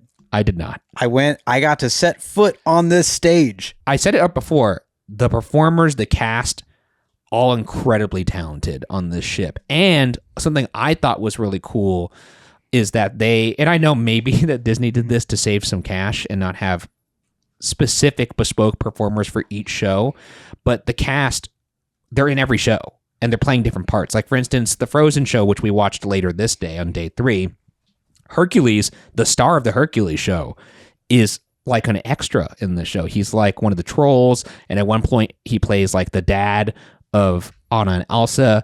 There's also another point where he plays like, I think, like a villager. And I was like noticing that and just seeing all of them play different parts. It was really cool. It kind of reminded me of like acting school, where it's like you're like an acting troupe. Right. And I thought that was really cool. And they have all these different roles that they do on the ship. That must be such a blast. And then you see them out in the open. I know. We saw them at Castaway Key. Right. We saw one of the guys was in the pirate show. And I saw the woman who had played, she was the lounge singer in the With Great Power show. She was also, I believe, one of the muses, I think, in the Hercules show, if I'm not mistaken. And I think she was also in Frozen at one point as well. And then the guy who that we saw there, he was the guy from the mayor of Weaseltown. That's right. In Frozen. Yes. But then in Hercules, he plays Hercules' dad. And then he also played a super fan of Hercules later. So it's fun. It's like an acting troupe, which I very much enjoyed. And then, so I managed to get up to go back to the Walt Disney Theater the morning of day 3. Got to set foot on that stage, which is, when you're on that stage, it looks way bigger when you're in the audience. Oh, is it quite small? It is so impressive how expansive they're able to make it look. Mm-hmm. And this is like one of those, I know we're not the hugest on like projections all the time. Yeah. But I think they do a really good job with letting the projections kind of expand the space as opposed to basically be the focal point, if that makes sense. Yeah. So when you go on the stage and they just got all the, like regular lights on and you're doing an interview, which by the way, I interviewed Matthew Patrick Quinn, who played Hades. All right, Matthew, last time I saw you here, you were looking a little blue. I'm not going to lie. I just recently made my Broadway debut playing Hades in Hadestown. Getting the opportunity to originate Hades and Hercules was something that obviously allured me into wanting to be a part of this process. It's very rare that you get to say that you originated a role in a show as an actor. So I came into this obviously with great reverence for the original character in the movie. I'm a Disney kid at heart, and so coming back to Disney Cruise Line, I originated roles on Disney Cruise Line's Villains Tonight show in 2010, so it's not my first time playing a villain, so I've had some practice, but it's awesome to get a chance to work with a company that inspired me since my childhood. It was really cool. I also got a really close look at the big 3-headed snake thing. Yeah. And like kind of the controls and the kind of the exoskeleton sort of mechanisms. Carly Weissel said she got to put her head inside of it. Yes, she did. Must have been very sweaty. But yeah, it was really neat. It was neat seeing the Walt Disney Theater kind of like out of its show state, if you will. But after that, Byron and I went to the open house for the Tower Suite, which was absolutely nuts. I don't know how much this room is. It was like $20K or something like that. Something ridiculous. I usually hear it's around $20K. Maybe more. The Tower Suite was nuts. Massive windows that cover the entire 2 stories of this suite, because it's 2 stories. You could see the entire back of the boat from there and the ocean. There's a balcony that overlooks the living room with a massive chandelier, a TV that retracts from the dresser in the living room. There's a kitchen that has like a full-size fridge that's stocked. I don't know if it's stocked for everybody, but it was stocked when we looked at it. No stove. I noticed that. That was interesting. No stove, no me. If I'm paying $20,000 for a suite, I want to make sure that I'm spending a lot of that time cooking. Yeah, I know. That's true. No, I think whoever's paying for that wants to feel like they're Tony Stark for the week. They certainly will. Speaking of which, there's like the cool Iron Man helmet, right? Yeah, because it was an Iron Man themed room. So they had the Iron Man helmet, they had the Iron Man arc reactor, his new one, that's the triangle. And then they had the original, the Tony Stark has a heart. Yes, that's in the kids' room. Yeah, so a really nice touch. There was a guest room downstairs. Upstairs, there were 2 primary suites, each with their own in-suite bathroom. Even the guest room downstairs, which looked like it had a pull-out bed, had its own in-suite bathroom. And each of the primaries upstairs had walk-in closets, which is crazy. The bathrooms were incredibly nice. Tub, shower, full tub, by the way, and a full shower separate, not a shower tub, and bathroom that was its own little pooper closet. Also, there was a kid's room with a bunk bed that I believe also had its bathroom. So that's like, what, 4 bathrooms? 1, 2, 3, 4 bedrooms?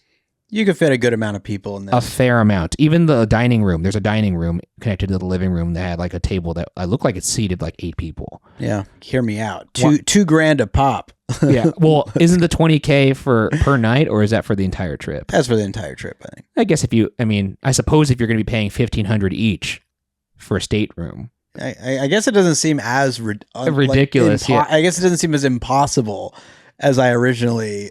If they allow it to be that price for 8 people, 2 in the guest bedroom, 2 in the kids' room, well, you would have to have 2 adults staying in the kids' room, and then 2 each in the primaries. That's 8 people. Yeah. Because like you get to charge an extra $750 a head per person for a stateroom that goes over 2. So, and they're also, if you have little ones, they had kid fences installed into the stairway so that they can't go down on the top and the bottom, which is really cool. Yeah, because some potentially slippery and steep steps for the youngsters, especially if you're coming from the pool, because this is actually looking right into the back of the ship, which is, I believe, where the Toy Story splash pad was, which also had the Slidosaurus Rex.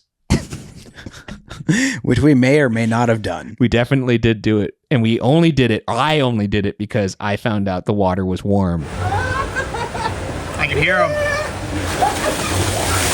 And the water in the Aquamouse, which we haven't even talked about yet. I believe this was that day as well. This was the day that we had signed up for the media filming of it, where they actually hooked up a GoPro, an official rig, to your water coaster tube. And then wait, what day are we on now? It's day 3.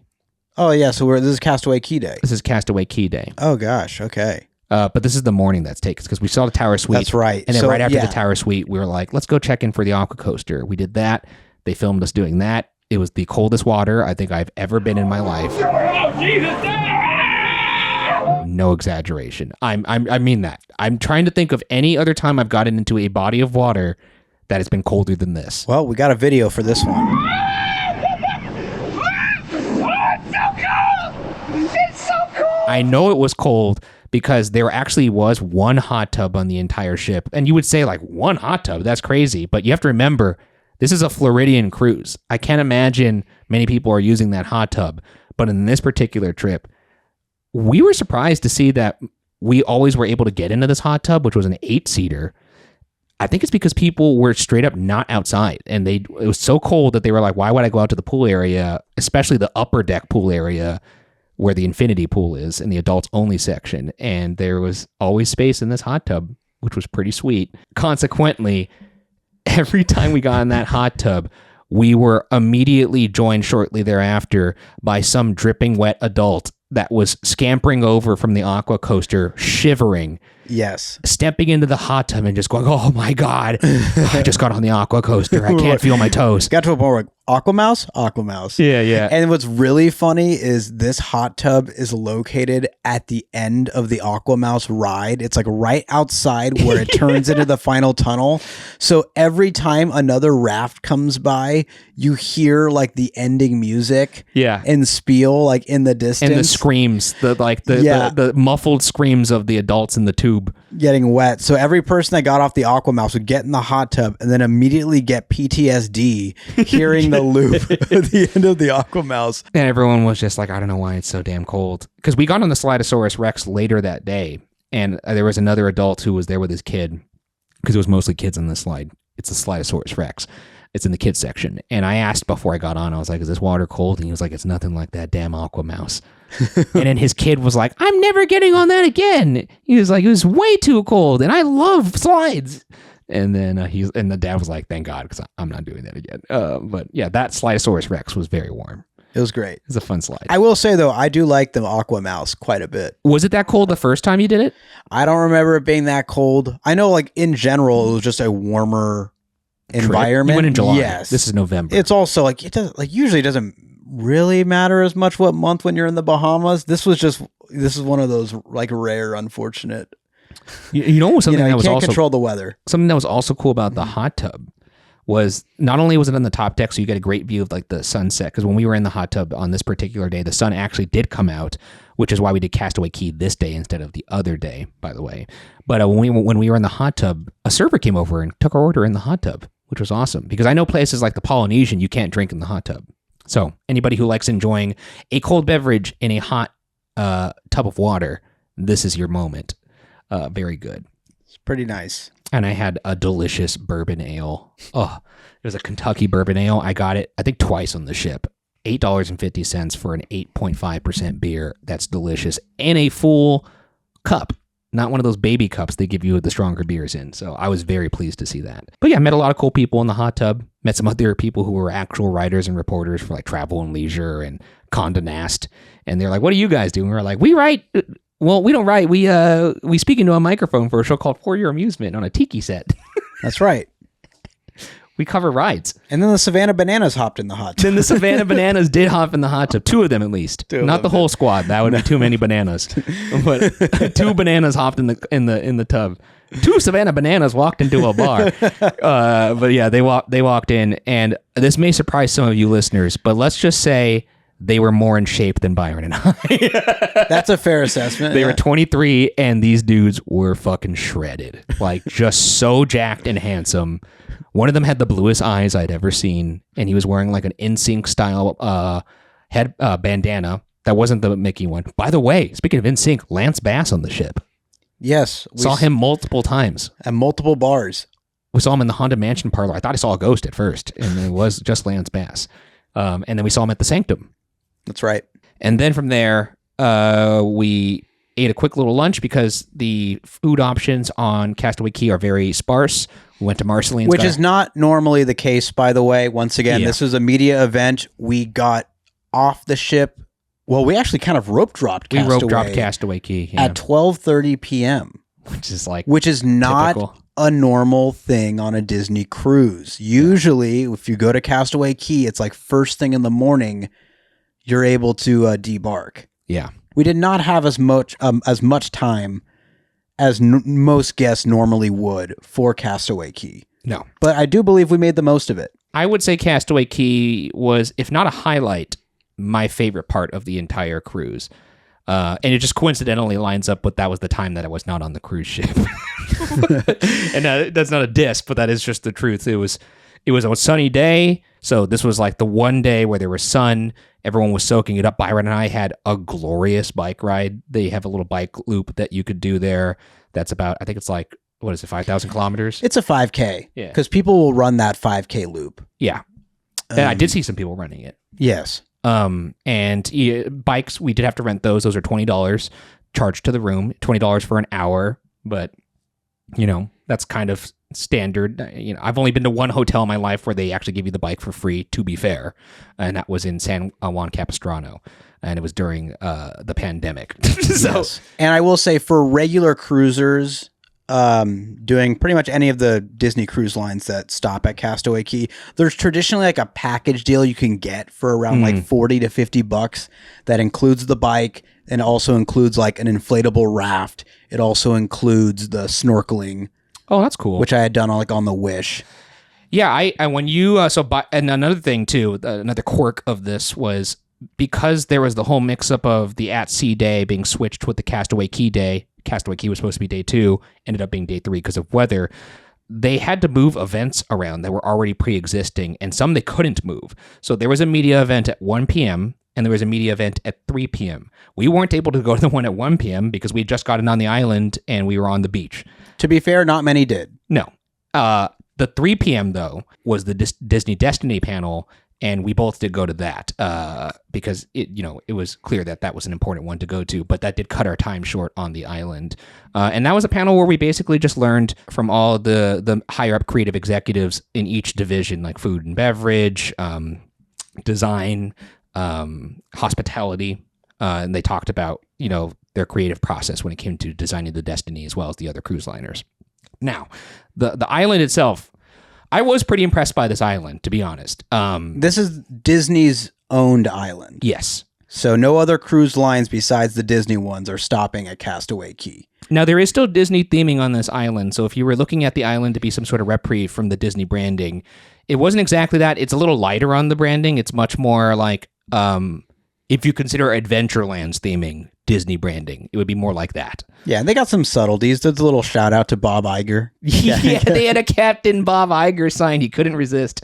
There was a because we're entering a selfie with it. We're entering the holiday season, so when we got off the ship, there was a big Christmas tree, and there was steel drum Christmas music, which I love because I'm a huge fan of the Jimmy Buffett Christmas album, Christmas Island. Yeah, that makes sense. And it put me right in that mood. I was loving it. It's fun, and then they have a tram that takes you from the boat to the island, or at least the more developed part of the island where all the attractions are. Attractions being like, your gift shops, food, activities. Like the main hub. I saw there was like an aqua bike, which I've never been on. That looked pretty cool. They have the, I think it's called the Hideaway Bar. It's like on a little pier. Yeah, I saw that. I walked by that. There was also...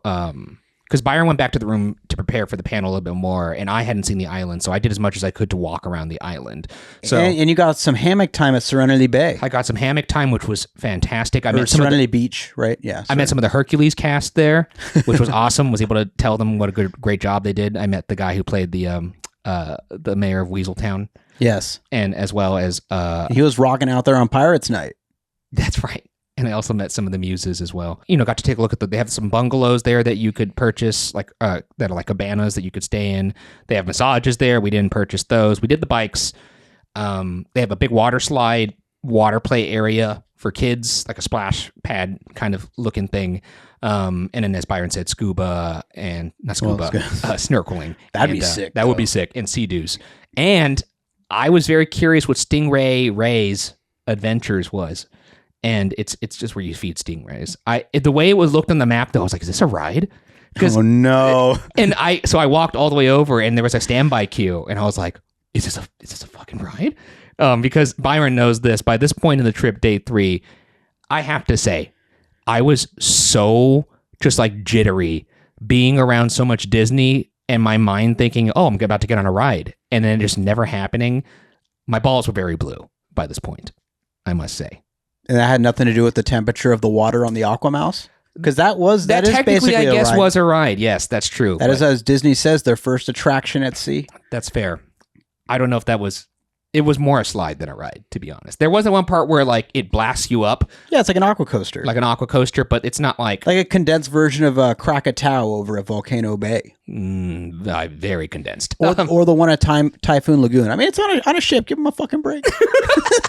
I'm just saying, I felt edged all week. Oh, it was just like, dude, come on, let me get on a ride.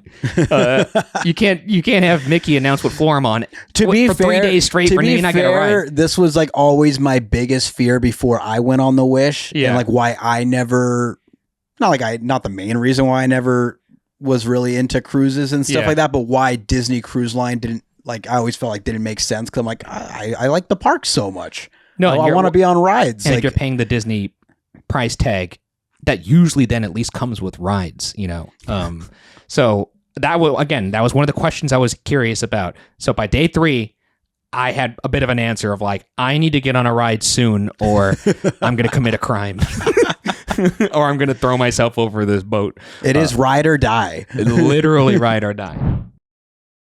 But we get back on the ship. We make the 3 p.m. panel.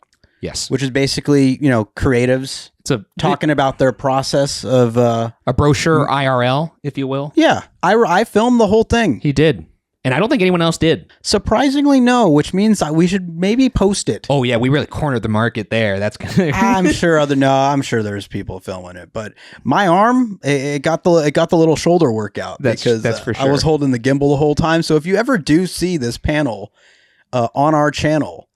there's a gimbal took a dive a couple times and it's really embarrassing, but 98% of it I thought I captured it fairly well. One of the things I thought that was really funny about that panel, and it kind of shows you what Disney themselves thought of having media attend this panel, they were serving cocktails for free. Did you see that? Bloody Marys? No.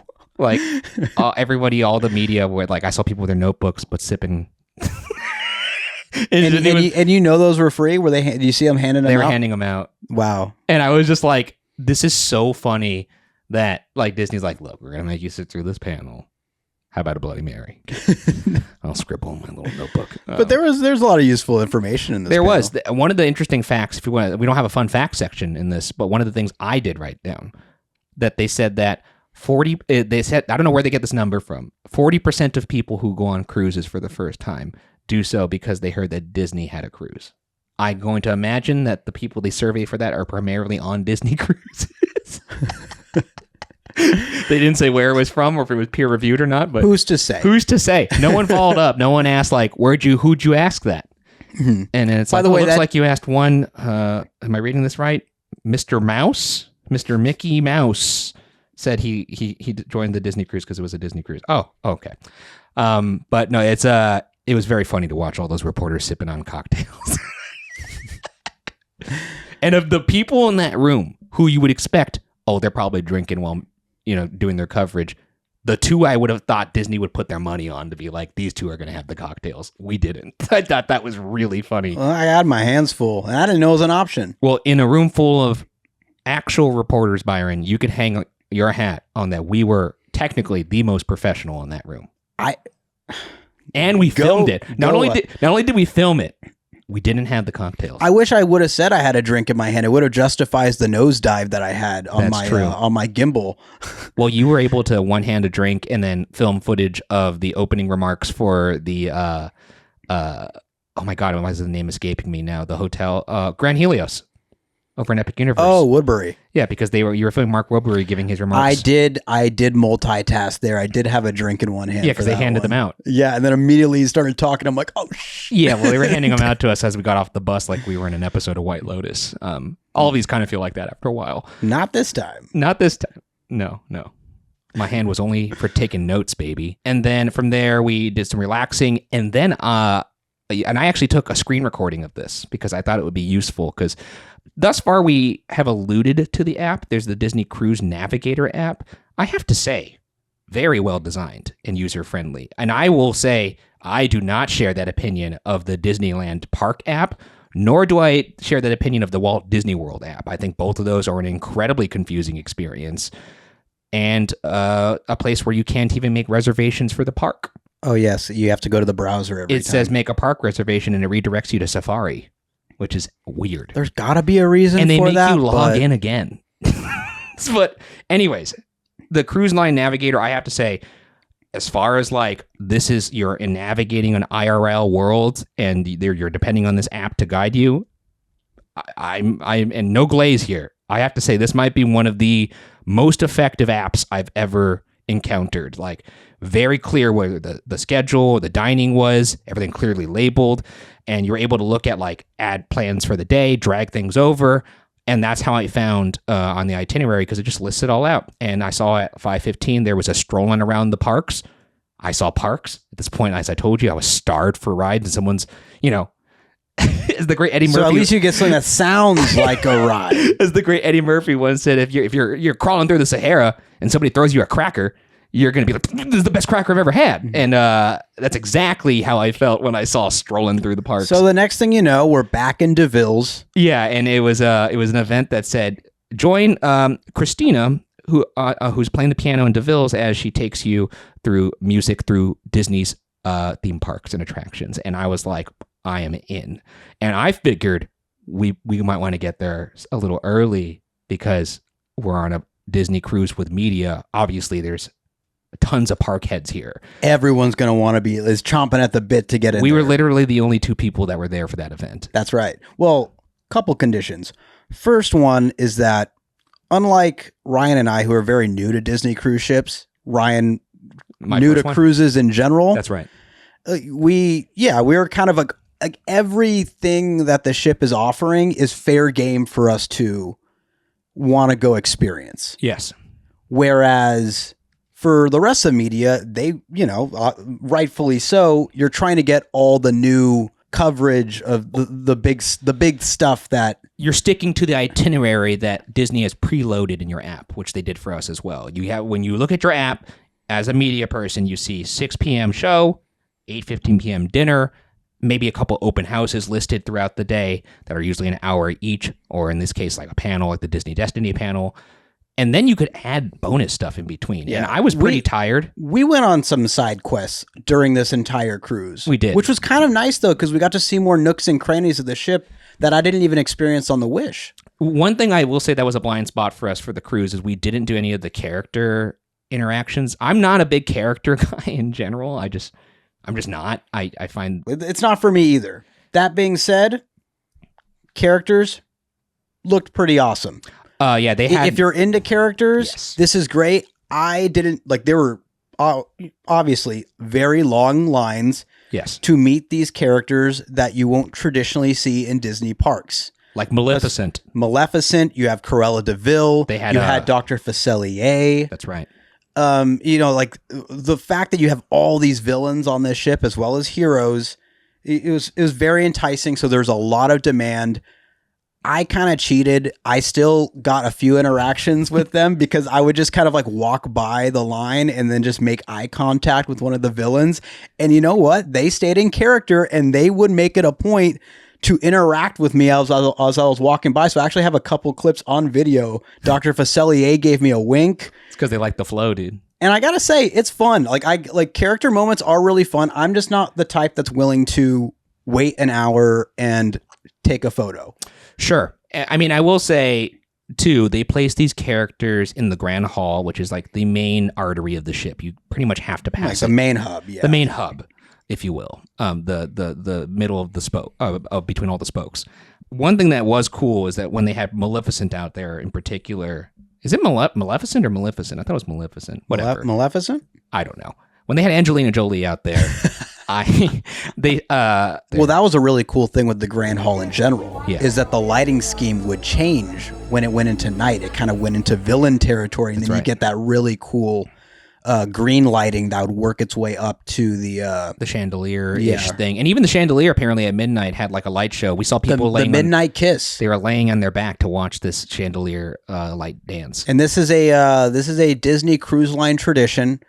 So a lot, you know, if you walked by there late at night, you see a lot of people that were familiar with Disney cruises laying on the floor, awaiting their midnight kiss, in which there'd be a awaited their midnight kiss, which never actually took place at midnight sharp. They did it at kind of different times near midnight. That's right. I like traditions, especially like with travel, and it's like little things like that kind of harken back for me to like my early days of traveling with my family and like going back late at night to the like Disney World, like the hotel at Disney World. And so I don't know. I find it charming. Yeah.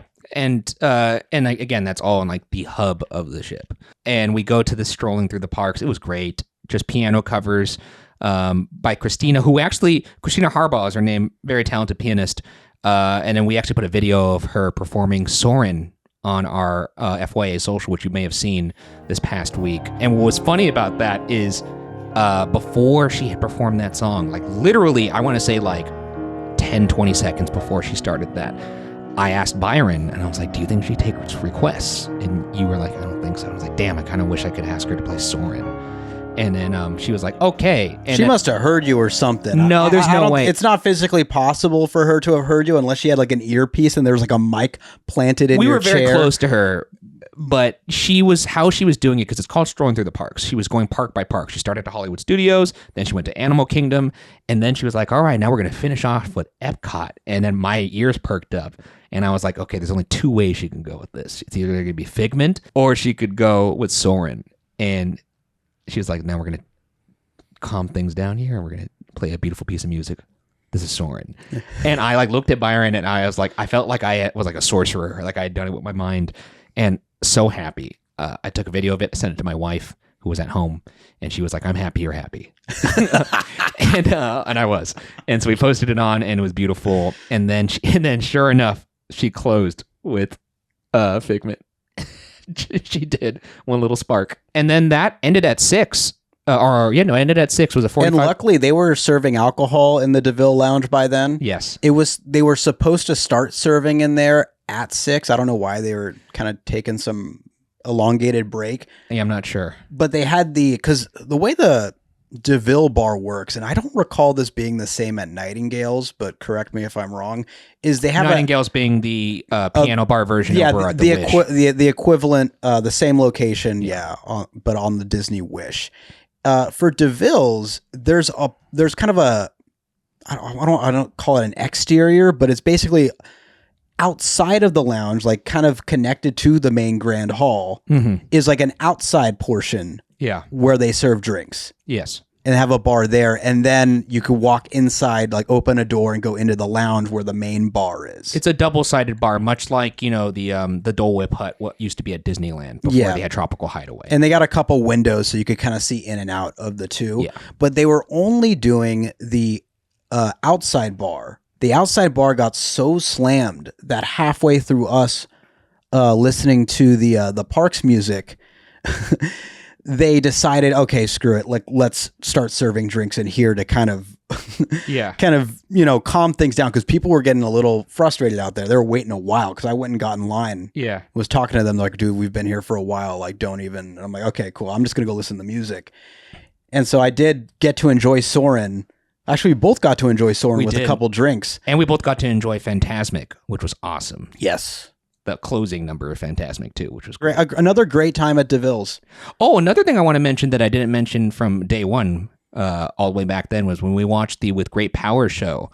A lot of insider park humor in that show too. Yes, they did have a Fantasmic joke, and they had other things that were from the parks, which I really appreciated. Yeah.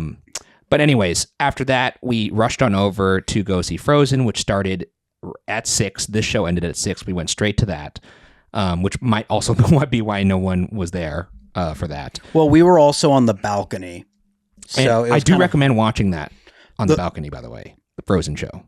A really good vantage point, actually. And a lot of the lighting effects, you couldn't see them if you weren't on the balcony. True.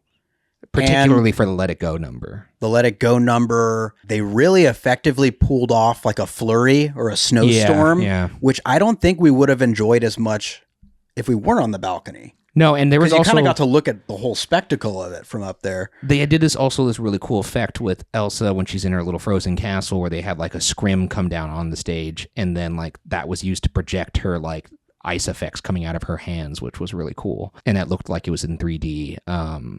That was awesome. And this was just, much more like in the vein of Aladdin, a Broadway style presentation of Frozen. It's very faithful to the 2013 film. No, definitely not trying to modernize those numbers, which would be hard to do because I guess they were already kind of made with somewhat modern sensibility, which is why they'd be able to get away with it. Like, Let It Go. No, it felt like it was kind of pulled more because they did Frozen at Hyperion. Yeah, that's true. For a while, and it was kind of. I don't remember if they did this or not, but I did find this effective watching it on the Disney Destiny. Was having the adult actresses that were playing Anna and Elsa puppeteer their characters as kids. Yeah. I really enjoyed that. I have a feeling that you don't feel the same way. I was literally going to bring it up, but for the opposite. I thought it was so goofy. But, there are a lot of like actual Broadway quality plays that use that method where they will have like the actor who's portraying the puppet that they're puppeteering standing next to the puppet and puppeteering it so that you could actually use some of their facial expression in the performance. Like you saw that even when they do Finding Nemo over at Epcot. Lion King on Broadway, which is a fantastic production. They were faithful recreations of Anna and Elsa. Like they look like the Pixar characters in puppet form.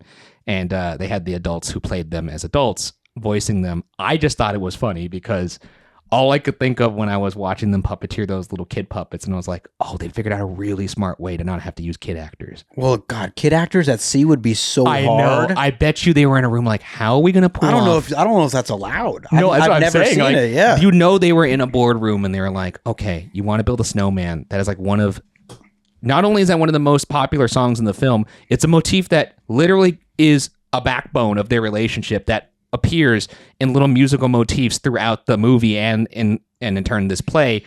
We can't omit that. We need the beginning. Their parents literally die in this scene, so we need this scene, and yet we can't have kid actors. And there was probably one guy who was like, why don't we just make them be puppets? And all I could think of was that boardroom. I thought they were good looking puppets. I think not in that way. Don't look at me like that. I didn't look like you anyway, to be honest. I thought it was an effective use of the set pieces. I thought it was creative and it was cute and it worked for me. I think it was a creative solve for what would have been a logistical nightmare, but no doubt born out of logistics in my mind as opposed to creative. Look, and that's fine. That's you know, Stretching Room is born out of logistics. It could have been a lot worse. In Haunted Mansion, it could have been a lot worse. I did find it fairly goofy when it first happened. I chuckled a little bit because I was like, they couldn't use kids. That's all I was thinking when I was watching. Pretty straightforward production of Frozen. Yeah. So if you like the bangers, you're going to get them delivered just as you think they're going to be delivered. Production value, I think, a little bit stronger on Hercules. It's a newer show. Yeah. A little more gusto put into it overall, but I would agree. I gotta be honest. I enjoy Frozen more. I enjoyed at least the play Frozen. No, Frozen's is a great original story. And again, love the casting. And you saw folks that were in the Hercules play over in the Frozen play. Yeah, they're all doing basically the leads in one production will become kind of extras / supplementary characters. I will say in general, I enjoyed Frozen much more than Hercules as a show. In terms of like the actual properties, I like Hercules more as a movie. But dude, Hercules is it's a banger. Dude. I love Hercules. I don't know why. I really like Frozen. Frozen feels more like for kids, which is fine, but it's an excellent kids film. Hercules, it's got a little edge to it. It's got a little bit of an edge to it. And Meg? That's a very unique character. What are you going to say for about a Disney Meg? film? Yeah, what are you going to say about her? I'm just saying they went places with Meg with her humor. Sounds like you went places. Definitely not. That's not a thing. Byron went to the Rose briefly. I went for a little bit, and I just needed to lie down because my head was spinning. I was so tired. Wait, that was before our last dinner? Yes, that was before Worlds of Marvel. That's right. So I went into Rose. I took advantage of the sommelier bin. That's right. Which is what is a way for you to get discounted wine if you ever feel so inclined. That's right. You won't get to choose the wine except if it's like white or red. But the way the sommelier bin works is if it's like, so it's like an already corked bottle. Yeah. That you can get a glass of at a discount. So I think it's like $14, which is basically the price of a standard glass of wine that you get at a restaurant. I was off my drinking this night, so I had like a Diet Coke, I believe. But then I went back to the room, and then we were going to go to the Worlds of Marvel show. So I was like, I'll toss on Infinity War. I haven't seen this in forever. And it was fun to revisit that for a little bit for like the 45 minutes before the dinner show. And then we went to Worlds of Marvel. I wouldn't classify this as a dinner show as much as I would as a interactive environment. You're eating in a Marvel environment where every now and then Marvel characters will pop up on a screen, and it's all kind of centered around the Guardians and the awesome mixtapes. You're listening to classics that has like lighting in the bar that goes along with the music, like your Septembers, and so not really so much a show. And to be fair, when I read the official description for the show, it does kind of sell it that way. This is very different from the Worlds of Marvel experience I had on the Wish. No. So I'm wondering if this is a permanent thing or was a temporary thing for media. Here's the description. A celebration of the world's greatest heroes. Join Baby Groot during a celebration of the world's greatest heroes at Worlds of Marvel.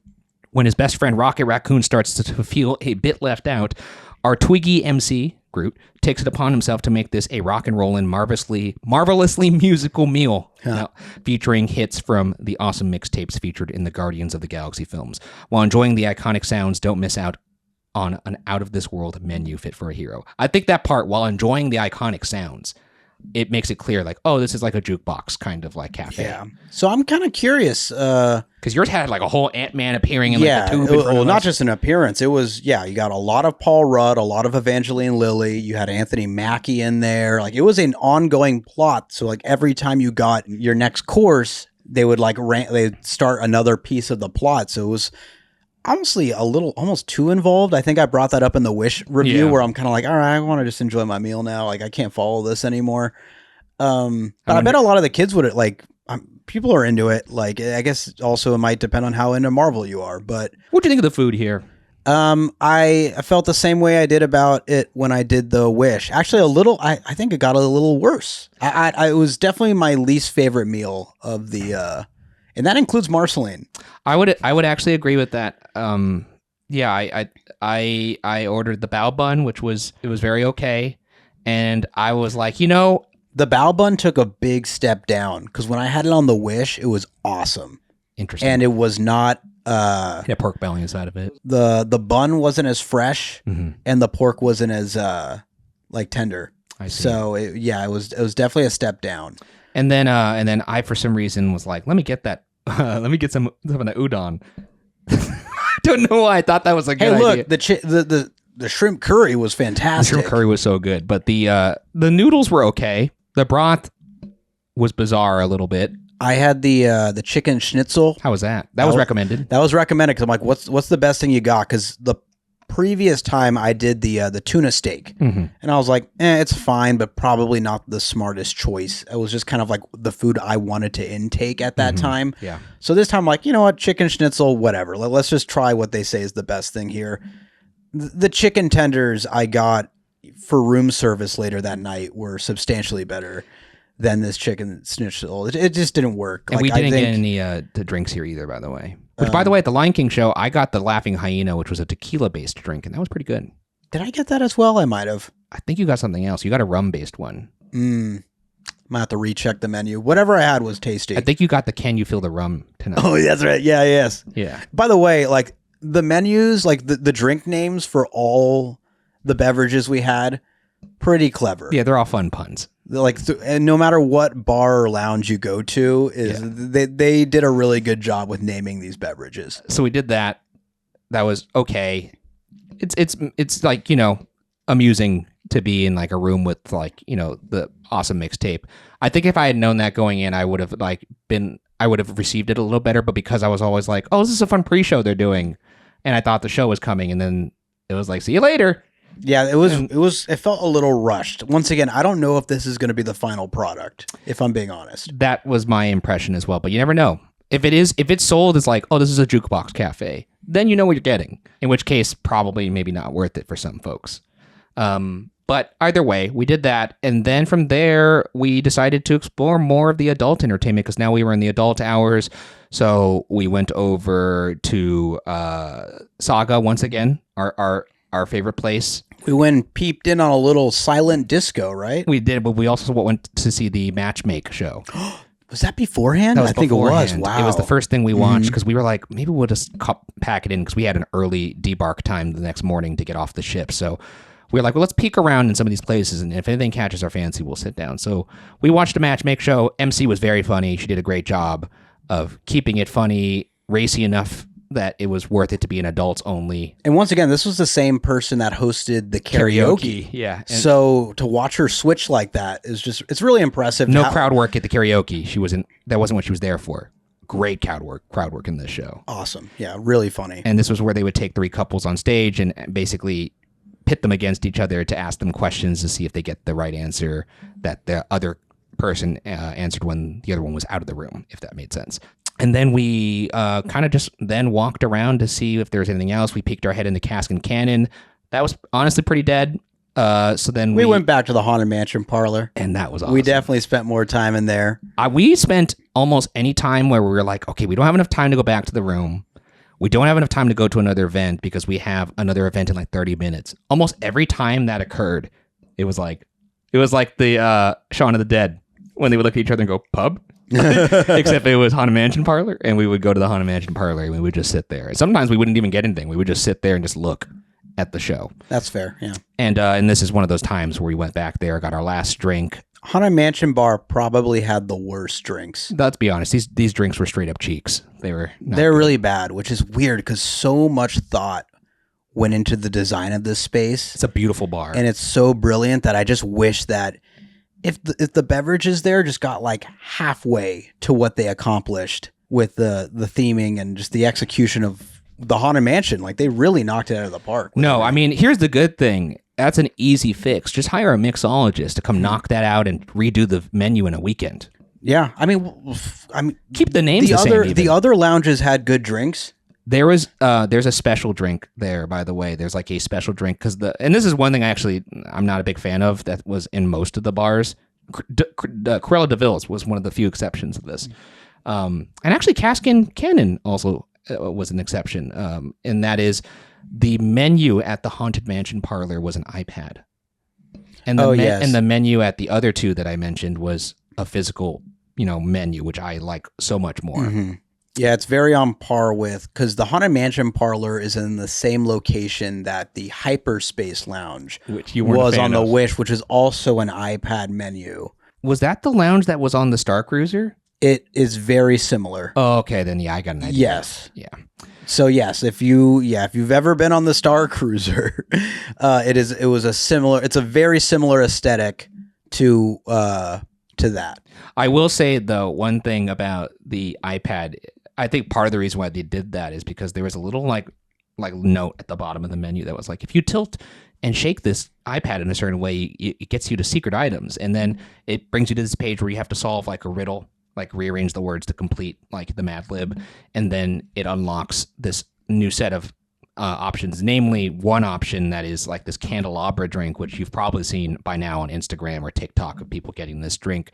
And the funny thing about it is this never happened to me before. In all my years of going to any bar, not even just Disney bars, I have never sat down at a bar and in this particular bar, you are hawking these tables because there's not many, and you're just like, I can't wait. I just need to, as soon as someone gets up, I'm going to sit down. So we were waiting for this group of people to get up. They got up. They had ordered the candelabra drink. As they were getting up and we were taking their seat, they turned to us and said, by the way, do not order this drink. It's absolutely disgusting. And we were like, oh, okay. Later, we went back to that bar and they saw the candelabra drink from across the bar and they're like, that is one of the worst drinks I've ever had. And I was like, wow, that is the only time I've had a stranger tell me, do not order what I just ordered. And B, another separate person from that interaction mention it without being influenced to like, that's a bad drink. I personally will say I have not tasted it myself because that was enough. If anybody has had it out there, chime off. Now, I don't know if you noticed this, but during our final stint at the Haunted Mansion parlor, where we got seats at the bar, the guy next to us had like a candelabra brought out to him, but instead of the drinks in there, they were Trulies. Yeah, he asked the bartender to put 2 Truly cans in them. And then the bartender, who was, by the way, one of the most handsome men I've ever seen. So handsome, by the way, that people were taking selfies with him, not because he was a bartender and dressed as a ghost host. It's just because he was striking. A striking man. I'm not going to say his name because I don't want him to get Disney doxxed by having a bunch of people go and be like, I'm chasing after this guy, but the handsome man, to say the least. Literally saw people like so shamelessly be like, can I take a picture with you? You're very attractive. One guy next to us, the guy that was sitting next to us on this last particular night, did you hear what he said to him? No. He said, hey, can you do me a favor and be less handsome? Thanks. A stranger said this to him, and then that guy was the guy who had the Trulies and the candelabra, and then the cast member then used the smoke gun to put smoke behind the candelabra. It's very funny. I feel like this is the same guy that made a joke about this bill will follow you home. Yeah, and honestly didn't like the joke, but I didn't even care because I was just looking into his eyes. Anyways, we spent our time there. Then we went out to watch the final Grand Hall show. There's a couple Grand Hall shows that happen that are like basically character interactions. I think one earlier is an ongoing storyline. Apparently, yeah. I got the gist of it. Well, which we won't spoil, by the way, just in case anyone's, this cruise is not even like out in public yet. I will say though, something happens on the first day of the cruise, which we missed because we were at the christening ceremony. I saw a little bit of it, and apparently at the end, that was supposed to have a conclusion, but it didn't happen. I don't know if you noticed that. Oh, really? And the people that were next to us were like, oh, wait, I thought this was going to happen. Oh, that's it. All right. And then, so I don't know what happened there. So maybe that happened earlier in the night. I have no idea. But I'm guessing on the regular 4 or 5 night schedule, everyone's going to get this was a condensed schedule. But, this is your place where you see like, Spider-Man makes a cameo, Black Panther. I think it's okay to say that. Loki, your Marvel folks. And then, of course, the storytellers are popping up throughout this cruise in different places of the ship, different acts. And what I do appreciate about the live entertainment here, and this is different from the Wish because I didn't experience any ongoing plot, if you will, on the Disney Wish like they have on the Destiny. It reminded me a lot of the Galactic Star Cruiser. The difference being that you can invest as much of yourself as you want to into the storylines on the Destiny, where it felt like on the Star Cruiser, it was your responsibility to make the most of that experience. And you like, that was the centerpiece of your experience. Does that make sense? That does make sense. So like for dads or like casuals that just want to do the regular cruise stuff, they'll have plenty to do on the Disney Destiny. And they won't feel like they're missing out a bunch of it. But if you are really into that, you could pop in and out, or you could attend all the shows. Yes. And it was kind of like you get what you want to make out of it, and there's no wrong way to do it. There's more curation that's possible, it seems like, on the Destiny than something like the Star Cruiser, which is probably a learning that they had. Moving on from that, I believe after that, then we did go back to Saga, our favorite place, which isn't a bar or a lounge. It's just, again, it's a multi-purpose space that has 2 stories with seating. It was a silent disco that we popped into where you put on headphones. And then after that, weirdly, it was like, all right, give us the headphones back. We're now just going to play the music out loud, which is usually it's the opposite of that because you wanted to get quieter as the night goes on. So yeah. I think it was a more of a unifying thing. But that was fun. We bounced around just a tad for that. And then we realized that Daisy's Pizza Pies was going to close at midnight. So we rushed on up to go up there. Got there at the last minute. We were one of the last ones. Oh, I almost forgot. Before we went to the Silent Disco. Oh, the Sanctum? After we went to Haunted Mansion Lounge, it's right next door to the Sanctum bar, which is really cool. It's like the Doctor Strange bar. It's open. And that you could enter it from 4 different ways. There's no doors. It's just like it's an open space. Yeah. Yep. And yet somehow they keep the audio like trapped in there. Pretty contained. I don't know how how that works. Doctor Strange, man. Yeah, I don't know. And once again, if you're familiar with the Wish, I don't know exactly what bar this is at the Treasure, but this would be the Bayou, basically Princess and the Frog theme. I see. On the Wish. And I was always worried about the Sanctum because I really liked the Bayou in the sense that you could order beignets. So you were really worried about that, huh? I was really worried because they were good beignets. And so I'm like, I don't think the Sanctum's going to live up to this. And yet I think we had a great time. We did pop over to the Sanctum, which we also popped over to quite a bit. That's where we got that really strong drink before the Four Fingers of Fry.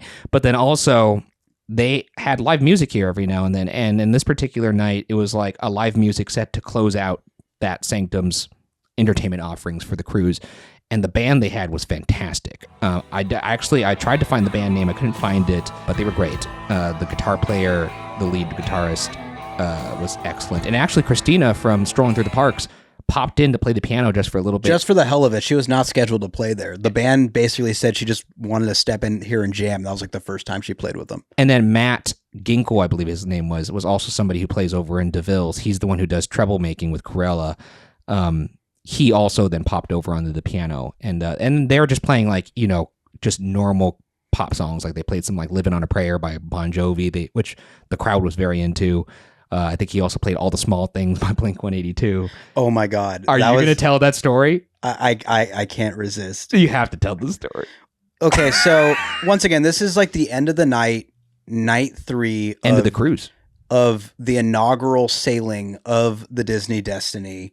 You've got a combination of media people and also, Disney creatives and executives on this ship. And they were all at the Sanctum. And the Sanctum at almost like the end of every night, the Sanctum was that middle hub of, I don't want to say debauchery, but just a lively, festive atmosphere. Yes.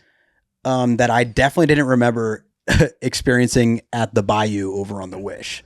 So the energy was very high when we got there. Like, no, as in like not like rowdy, but like just everyone just seemed like they're in a good place. It was like a very positive, almost like a celebratory, like kind of nightcap, like not just a nightcap on this particular evening, but a nightcap like on this whole project, like this big project that they've put all these years into. And they finally got it out at sea. This is the last night. Lance Bass is there. Yeah, dude, Lance Bass was there. Not on stage. But I will say, too, if the energy at the Sanctum was at any hotel bar, you would be like, wow, this hotel's very lively. Like, yeah, the hotel bar never has great vibes. And this is a Disney bar. And people were getting after it there. And in this particular case, it was the ending of the cruise. And like you said, it felt like a lot of the project leads and execs being like a big exhale. Like, yeah, we had a shitty week of weather.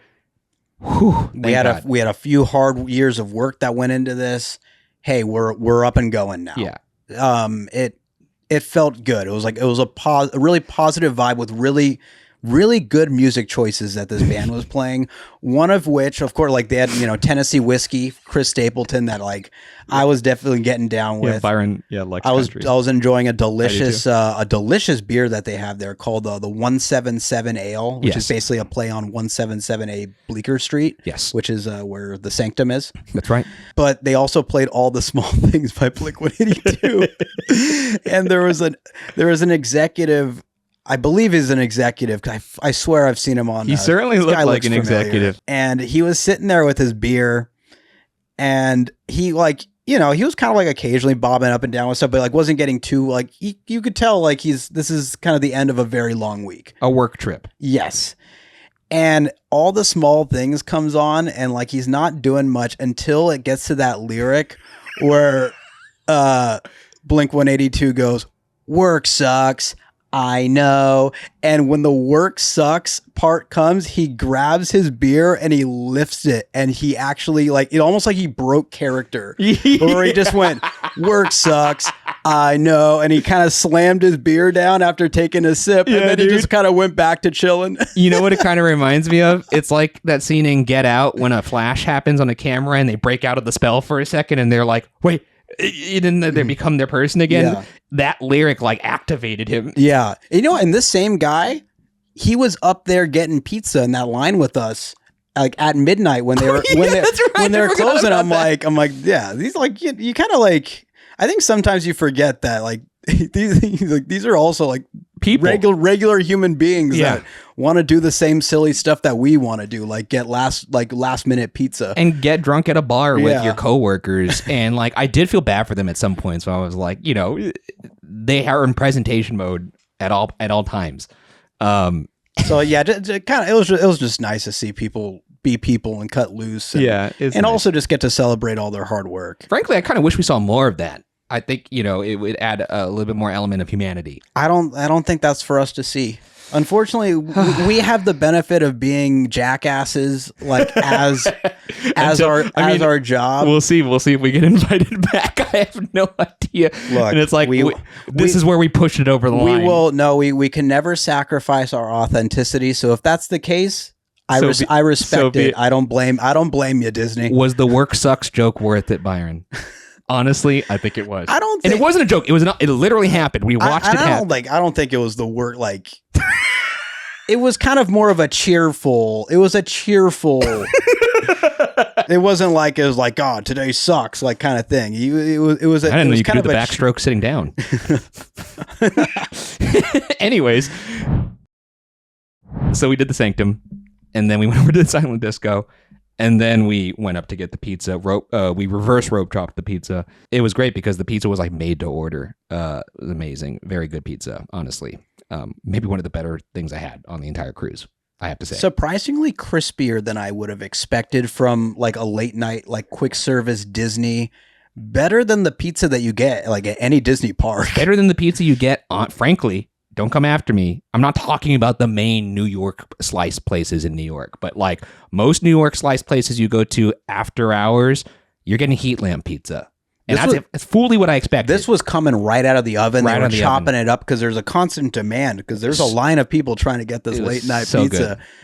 Probably because they just ate at Worlds of Marvel. Well, also like I was worried that they were going to shut it down before it got to us, but then there was a bunch of execs behind us in line. I was like, they ain't going to cut them off. So we're insulated right now. So we got our pizza, and then we had that, and then we went back to the room and ordered cookies and milk. We did order cookies and milk. I also might have ordered chicken wings. And I had popcorn from earlier. I'd purchased a popcorn bucket and already got my refill. And then we woke up in the morning bright and early, got off the ship, and that was that. Went to the airport and flew home. And that was yesterday. That's right. And here we are. In the tiki room. Here we are. Well, do you want to go through the bars first and then go into likes or dislikes? Or do you want to do likes and dislikes? A ranking of the bars? Yeah. I'm down to do a ranking of the bars. Okay, so I didn't do the aggregate version of this. I just thought, let's just do it top 5 beatdown style. My number 5 bar on the ship that we experienced that's important, that we actually had a drink at and sat in for a considerable amount of time, was the Rose.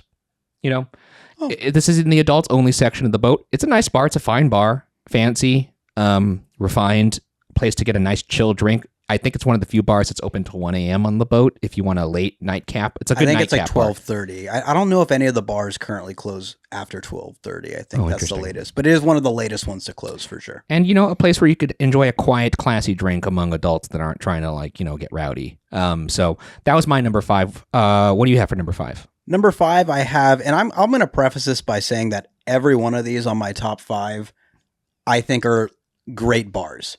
Yes. That if I had down the street from my place would be the best bar in the neighborhood easily.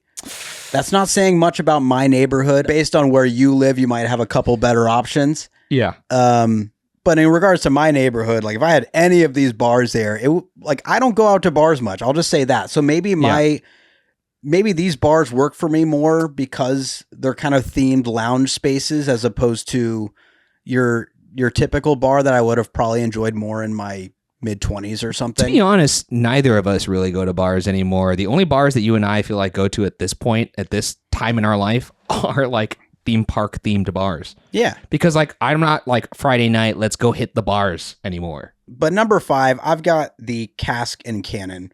I think it's a solid bar. I think it's a considerable step up from what I experienced on the Wish for the Keg and Compass, which was kind of more Nordic inspired, more like a motif bar as opposed to hitting you on the nose with Frozen. Yeah. They call them kind of motif bars where they're kind of inspired by some of those thematic elements. Yes. But not over the top. Cask and Cannon got a little more closer to Pirates of the Caribbean. Like they had a lot of references to Pirates of the Caribbean in this bar. Yeah. So I don't even think I could really call this one a motif bar. I think motif would be fair to say, to be honest. You think so? Yeah. Once again, not over the top. It's a sports bar. They have TVs that are playing, the Laker game, which is cool. Not cool in this night because we were getting our ass handed to us by the Thunder. But yes, and they had some NFL going on one of Monday the nights Night we were Football. there. Yeah, the first night. So it was definitely, and also considering once again the crowd of people, the higher ratio of like adults on work trips might have had a bearing on this, but definitely way more people all the time at this bar than when I went on the Wish and did the Keg and Compass, where it was basically an empty bar except a father and a son sitting at the bar. So I don't know what the environment is going to be like on your regular cruise here, but plenty of Pirates references. We had a couple stiff drinks. We did. Oh, and by the way, the Rose, very lightly themed after Beauty and the Beast. I forgot to mention that. There's like a rose in the bar. And then Enchanté is also, it seems to be very, very lightly like suggestive of Beauty and the Beast. Because again, that's in the adult section. But the Rose feels like a bar you could find anywhere. Yeah. Like as in like at a nice hotel, like a nice hotel bar. Yeah. Yeah. Actually, funny enough, my number 4 is Cask and Cannon. I thought really long and hard about putting it at 5. And I think if I was like judging it in a vacuum, I probably would put it at 5. But because the Rose I could find anywhere. Yeah. I put the Rose at 4. Oh, nice. Because I put it over Cask and Cannon because I thought the Rose did a better job at what it was supposed to do. That's than fair. Cask and Cannon. Yeah, I could see that. I mean, those are pretty interchangeable. I'm going to be frank. I don't think either of these are great bars. Especially Rose, not so much, because Rose, I was like, it's doing what it's supposed to do. This is your standard fancy lounge bar. Makes sense. Cask and Cannon was a little more disappointing to me because when I learned that there was a Pirates of the Caribbean themed bar, much like there was a Haunted Mansion parlor, my mind immediately went to, I've seen the Haunted Mansion parlor now because I saw Cask and Cannon second. I didn't even know that existed. When I found out it existed, I was super stoked. You were set up for failure. And I was big time set up for failure. I was set up for what I thought was going to be a Haunted Mansion parlor experience, and less so, it ended up being more the motif bar that you were describing. That's so funny because I had the opposite effect because I had done Keg and Compass on the Wish. So I knew what this was kind of going to be. Yes. A motif bar, and it was going to be in that same location, same layout. So I actually thought it was a little more involved than what I was expecting. Again, this is designed by Beth Burkhart, the manager of interior design for the Destiny, and she also was the lead on Cask and Barrel. So we did interview Beth as it pertained to this bar. I asked her some questions. I asked her what were some of the Easter eggs that she enjoyed. There is a row of like map drawers, and those all have references to the parks or the films. Like they had Blue Bayou on there. They had Lafitte. They had Lafitte for all you real pirates heads. She described the dog keys, which honestly, even though I don't think this bar hit the mark like the Haunted Mansion one did, probably one of my favorite details of any of the bars on the ship. So what they had was they had a portrait, it looked like concept art, or a hand-drawn rendering of the famous dog keys scene from Pirates of the Caribbean: The Ride, and right next to it they had a key holder, like a dog statue that was sticking out of the wall with keys in its mouth. That was like a creative key holder. I thought that was super cute. The ceiling was a map of the Pirates of the Caribbean. It wasn't like of the ride, but just of the general kind of iconography of the ride. All the drinks had pun names. We personally tried the Shiver Me Timbers, which, as I mentioned before, was not very good. The Dead Men Tell No Ales, which was a beer, that was quite good. And then we also ordered, this was a very funny experience. It's the loose cannon. We ordered the loose cannon, and we tried to use because Disney gave Byron and I collectively one drink voucher per themed bar. So that meant at every one of these bars, Byron and I would get one free drink, and then we would pay for the other one, which ran you about $16 to $20. This loose cannon was $40. And so us being people, little shysters trying to game the system, we're like, we'll take one loose cannon, please, with this drink voucher. And then the bartender very astutely was like, well, we can't quite do that because there's actually 3 shots inside of that one. And then my mind was like, but it's listed as one drink. It's like, I mean, a zombie is still one drink. I didn't say this out loud, of course, but in my mind I was thinking that. And I was like, okay, that one was recommended to us, so I guess we'll purchase that one, and then we'll use a drink token on, I believe we used it on the Dead Men Tell No Ales. Oh no, we used it on the Shiver Me Timbers. She brings out the drinks. Shiver Me Timbers, standard cocktail, looks like a cocktail. She brings out the loose cannon, and what it is it's a bottle of rum on a platter that's tied to this like wooden platter with 3 little holes in it, each that have like numbers on it. One said 5, one said, I believe, 8, and one said like 20. And inside the little holes were shot glasses that were just rum.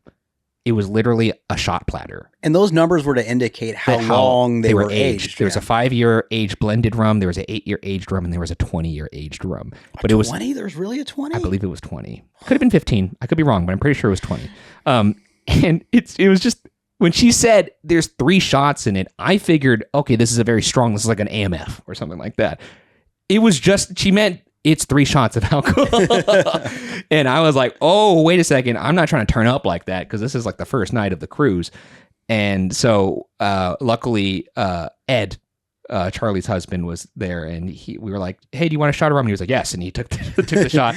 And then me and Quincy took the other shot. I had the 5-year and she had, I believe, the 8-year. And, I'm not a big fan of rum. I had a bad experience with it in college with Captain Morgan, and I had not touched spice rum straight, at least, since. I've had it in like tiki drinks and whatnot. So it was tough. It was tough. That was a tough to get down shot.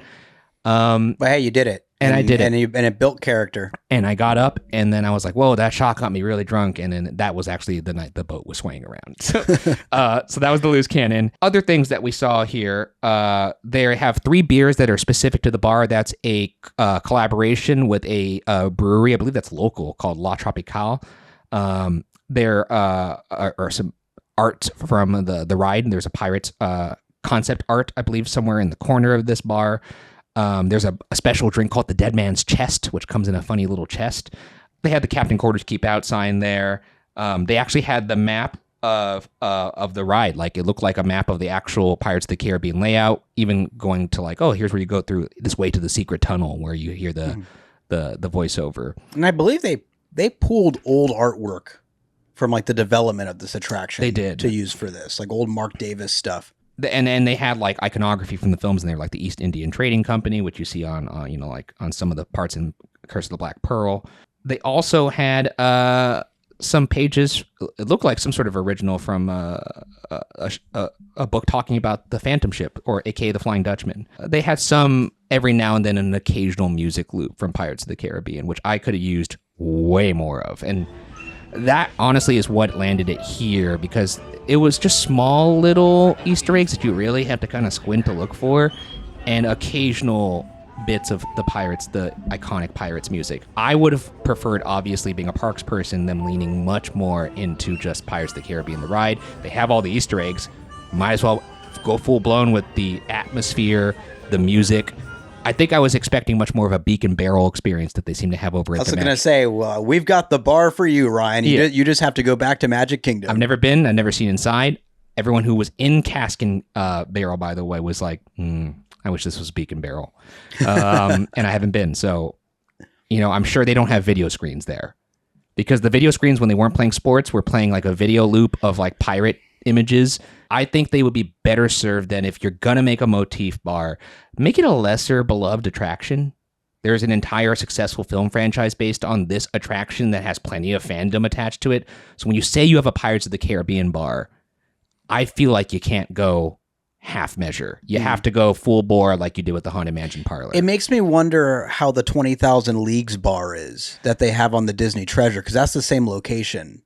Curious. I'm sure that might be a little better because it's not as beloved of a franchise or an IP, or if they did like a Big Thunder bar, or just like a bar that, and not that Big Thunder is not as, not iconic, but it doesn't have a film franchise dedicated to it. And it's, doesn't have like things that are like, oh, that's an Easter egg I'm going to recognize, aside from like the goat and like the possums and the coyote and whatever. Actually, there's quite a bit on that ride. That's probably a bad example. I guess I'm thinking more just like a standard IP that's not connected deep to park lore would have been maybe a better choice. But you know what? That could be a nitpick that's just only matters to myself and Byron as parks heads. But that was my number 4. Byron, was your number 3? My number 3 was, and these top 3, I think are all bangers. I'm not going to lie. Let me say my number 3 at the same time as you, because I'm pretty sure it's the same one. Oof. Okay. I don't know, actually, because I was torn between these two. Okay. 1, 2, 3. DeVille's. Nice. Yeah. I think DeVille's is a great lounge, great bar. I think, honestly, I'm afraid that the space might be too small for the demand that it's going to get. And quite warm in there for some reason. Yeah. If this was Nightingale's, which I believe was my number 1 bar when I ranked it for the Wish, I don't think it'd be as big of an issue, because like Nightingale's is much more really goes into like motif. I don't even remember what Nightingale's was like a motif of. Yeah. It kind of just seemed like a nice, near lobby bar lounge, and I just loved the whole piano element. DeVille's is very clearly a Cruella DeVille bar, both in like the architecture of it. The Dalmatian piano, spotted piano, which of course has the hidden Mickey dots. Beth even mentioned making some of the tables and like the wall art angular. The outline of the stage is like reminiscent of her car. It is, yeah. Which is really neat. I had a tasty drink. I forget which one I had, but like it's like an activity drink, because they give you like perfume that you spray into it. You got the like the lipstick, the makeup, like it's like a whole like. It's the one that has the platter and there's an edible lipstick. And I had the Love Bubbles, which is a very good drink. It was Angel's Envy cocktail with Prosecco, which doesn't sound good, but it was quite good and strong, I might add. Yeah. That live show with Cruella and the storytellers is fun, and kind of just that that's just a very unique format. Once again, I do fear that this, maybe 30-minute long show might be too good, that the demand's going to be too high for the space. Capacity issues, yeah, for sure. But I mean, that doesn't seem to be an issue, because like one of the more popular character interactions is something that we weren't even able to do because of the crowds. It was like always an hour-long line, and that was the Dr. Facilier meet and greet, which is like, from what I gathered, they pull in 8 people at a time, and it's this very curated, small, intimate experience with Dr. Facilier, who does like some close-up card magic, which I actually love. But we weren't able to do that. Yes. I mean, constantly I would see texts of people that were debating whether or not they should get out of line because they're probably going to miss the panel if they stick it out for Dr. Facilier. But I did hear that the performer Like the actor that does Facilier is fantastic. And if you, speaking of all ears, they have coverage. So hell yeah, go check it out. Yep. So something to look forward to next time, perhaps. And they have probably the greatest variety of shows in here as it pertains to lounges. Like we had the Strolling Through the Parks with Christina in there. I saw at one point there was a Beatles show with Matt Ginkle, I think, who was another piano player that was in the lounge. And he was just doing all renditions of the Beatles songs. Probably the most variety aside from something like Saga, which isn't exactly a lounge, but that's their multi-stage area. So that was my number 3. I think number 2, we could say it at the same time. 1, 2, 3. The Sanctum. That's the Doctor Strange bar. Very lightly themed to Doctor Strange, honestly, but really also great acts of a heavy focus on live music here, which I'm a sucker for. Yeah. And there's some seats that are purely just so that you could be right in front of the stage and really get that kind of like, I don't want to sound corny because like, but you get that kind of like Nashville, New Orleans live music feel where you're so close to the performers. Not saying that you should go to this in lieu of going to those places. Like, like you don't need to travel to Italy. Just go to the Italy Epcot. But it is an impressive addition, I think. Yeah, it's just a nice thing to supplement. And honestly, one of the best nightcaps you could ask for. I think consistently had the best drinks of all the bars. Yes. Every drink I had here was fantastic. Yep. And strong. Definitely the best drinks. I don't want to say it was the easiest to get a seat, but I think they probably had the most seats. They had the most seats, and I would say it was also the easiest to get a seat. Yeah, which is weird because it was always crowded and lively, but you could, because there were so many seats, you'd usually have someone just getting up or... And that was a more transitional space. It was in between all the other bars, so people were using that to wait to get to their next bar. Yeah. Great bar hopping bar. Almost guaranteed to be in your lineup if you're bar hopping on this cruise. Yep. And this is the one that over delivered the most, I think. I agree. Because I thought this was going to be the stinker of all the bars. It doesn't look like much, but the vibes are great. No, I mean I do think like kind of the back plate, if you will, of the bar is actually nicely done. Yeah. But yeah, no, they didn't go like over the top with the theming, but I thought it was like really well lit, like how the sound's insulated. I was just really comfortable seats. Number 1, it's obvious. It's the Haunted Mansion parlor. This actually, shockingly to me, was the second hardest place to get a seat at. DeVille is probably the hardest because it was small. Yeah. The Haunted Mansion parlor, very hard to get a seat here still too. We also probably just got lucky a lot. That's true. Well, we were also honking, just like watching people to wait for them to get up. So we got a bunch of different vantage points in this bar. It was the bar we went to the most. It was the place we spent the most time on the ship, except for our room. It was always popping. There was never one time we walked in there where it was like, oh, no one's really in here right now. It was always like everyone's seat was in a seat and people were standing in between all the seats and tables just to watch the loops of this bar. It's impressive to have so much going on in that bar. Yes. In regards to the audio loops, the visuals, the environment changing, and yet you still could have great conversations and do pretty much everything you would do in your regular bar. They really like, I don't know, they thought of everything with this one except for the drinks. But well, the sound, that's another funny thing. Of our top 5 bars, the place that just unanimously had the worst drinks on the entire ship is our number 1 bar. That should let you know how good the theming is in this bar. That My Way drink I had, I'll let you try a sip of it. Horrendous. It was awful, right? Really, really bad. We had the Awaken the Spirits. Okay, it's a mezcal-based drink. It's totally fine. Tail of the Rat was another drink that we had. Very okay, very sweet. I might have mixed the two of those up. I'm not sure which one was the mezcal one and which one was the lychee vodka-based one, but both very okay. I had the Hoppy Haunts, which was actually decent, but it's your typical IPA. It seems like it's exclusive to that bar. You're not going there for the drinks. Honestly, because this ship, you could take drinks from other bars and walk into whatever you want. We actually regularly had drinks from other bars, namely the Sanctum, and would walk into the Haunted Mansion parlor to enjoy our drink. Oh, and also a shout out to whoever thought of incorporating props into this bar, as in interacting with like a bell and a tambourine would get placed on the bar whenever Leota would pop up. So, if you're familiar with the ride and she gives you the cue, like awaken your spirits with your tambourine. Yeah. Someone at the bar could go claim the tambourine and start shaking it on cue. And we got the privilege of doing that. Awaken the spirits with your tambourine. Or send us a signal by ringing a bell. You could ring the bell, and you were encouraged and prompted by the bartenders to do it. And that was a fun moment where everyone at the bar is like, "Oh, look there's the tambourine guy." Yeah, and it's you. And it requires no talent, and it sounds exactly like it does. I thought like it sounded in the pretty rhyme. good with the tambourine. There's footage of it. You be the judge. But that, as well as the lighting, all is timed to the very different versions of Grim Grinning Ghost that are in different points of the song and different parts of the ride. When the mummy pops up on, because they have a big mirror that is like a two-way mirror that has visual elements. They're like projections. So you see the mummy. There's like the opera singer. You could see this in our reel where we're stoked to see these things pop up. Very much like the end of the ride itself, when you see yourself in the reflection with the ghosts.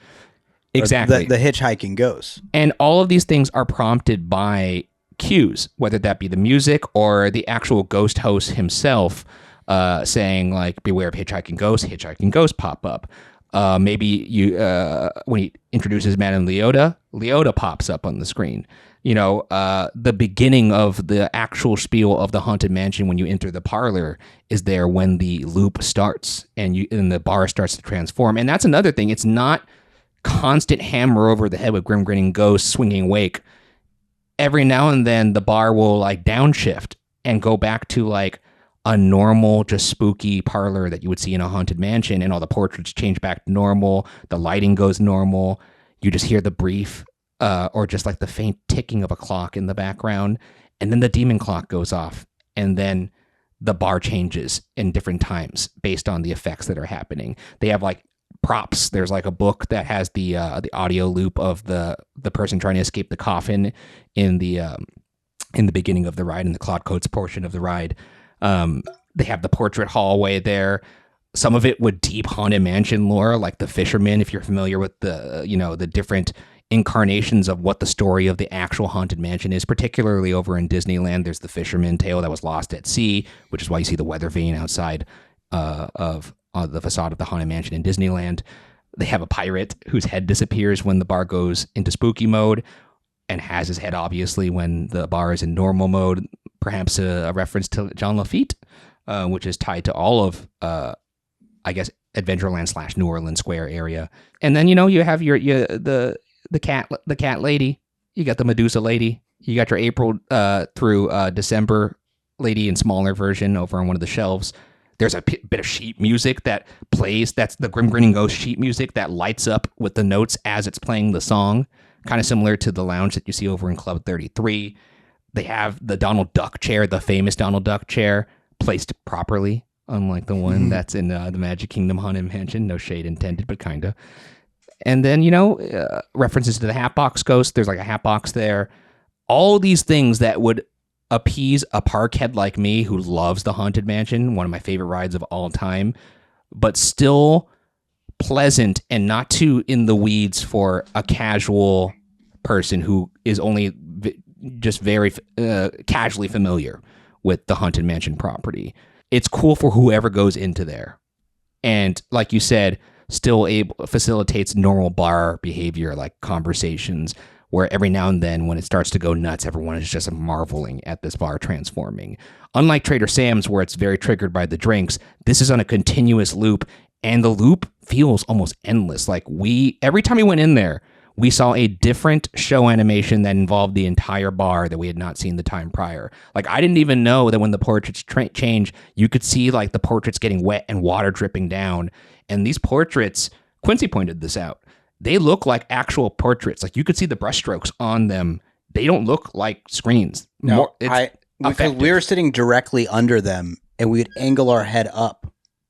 Yes. So our eye line was running parallel with the portraits, and you could see like kind of brushstroke, like authentic brushstrokes. It was crazy.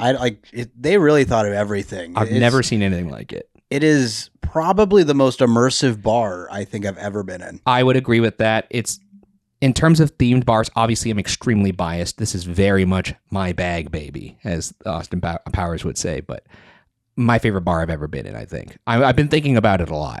If this bar existed in Disneyland, next to Haunted Mansion, perhaps where that Madame Leota gift shop is, or in downtown Disney. Good luck getting a reservation. No, for sure. But I mean, I would go to just stand in there. If I were able to like go in there and get some work done, even like this is my dream bar. It's like I created a bar with my brain that didn't have any kind of like actual insight from me. But if it were just to take all the things I like about Haunted Mansion and just like barf them into a space in a very creative way that made sense, it would be this bar. There was an aquarium in the middle that had dead fish inside of it that was like a Pepper's Ghost effect. Which I find really funny that there's a lot of people like you that are going to think this is the best bar ever. And Disney's basically saying, all right, you got to go out in the ocean for it. Dude, please get this off that ship and put it somewhere. If Beacon Barrel proved anything, which seems to be quite popular, bring this to the parks, please. I beg of you. Like, it so clearly would destroy. Like, you would be printing money. If this was on the exit of the Haunted Mansion at Disneyland, and I know there's weird red tape when it comes to like the history of Disneyland and the Walt of it all, whatever, maybe put it in Magic Kingdom instead, and I'll be able to experience it whenever I go to Disney World every couple years. But downtown Disney, I mean, this would absolutely destroy. I love Trader Sam's. I'm sitting in a tiki room that we designed to be referential to Trader Sam's. That's how much we love that bar. I would trade Trader Sam's for Haunted Mansion Parlor in a second right now, and I wouldn't even feel a bit of remorse. And I feel remorse and indecision on any decision I make in my life. I once looked up reviews for a beanie that I was holding in my hand online to see if it was a good beanie.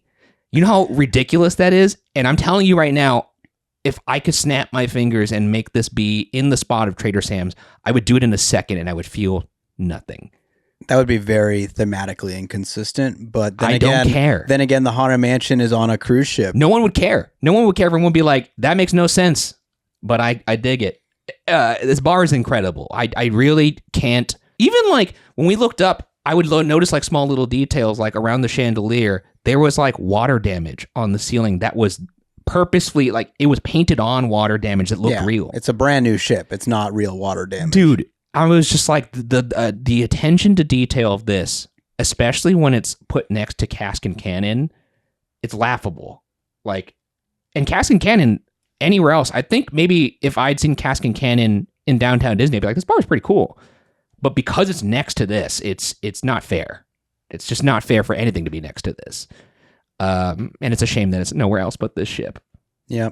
Actually, it's funny that the top 3 bars are all right next to each other. Yeah. You could very easily hop 1, 2, 3. And not go to the other 2 at all. Because those are on different levels. Quite literally and figuratively. I don't know what else I could say about this bar other than it kicks ass. God, imagine if the drinks were great. Oh my God, dude. If the drinks were great, it would be too powerful. It's almost like they intentionally made the drinks not as good. They nerfed it. They nerfed it because they needed to. They were like, we can't, this bar has too much power. They needed to get that first round draft pick. Yeah, they're doing some intentional tanking here.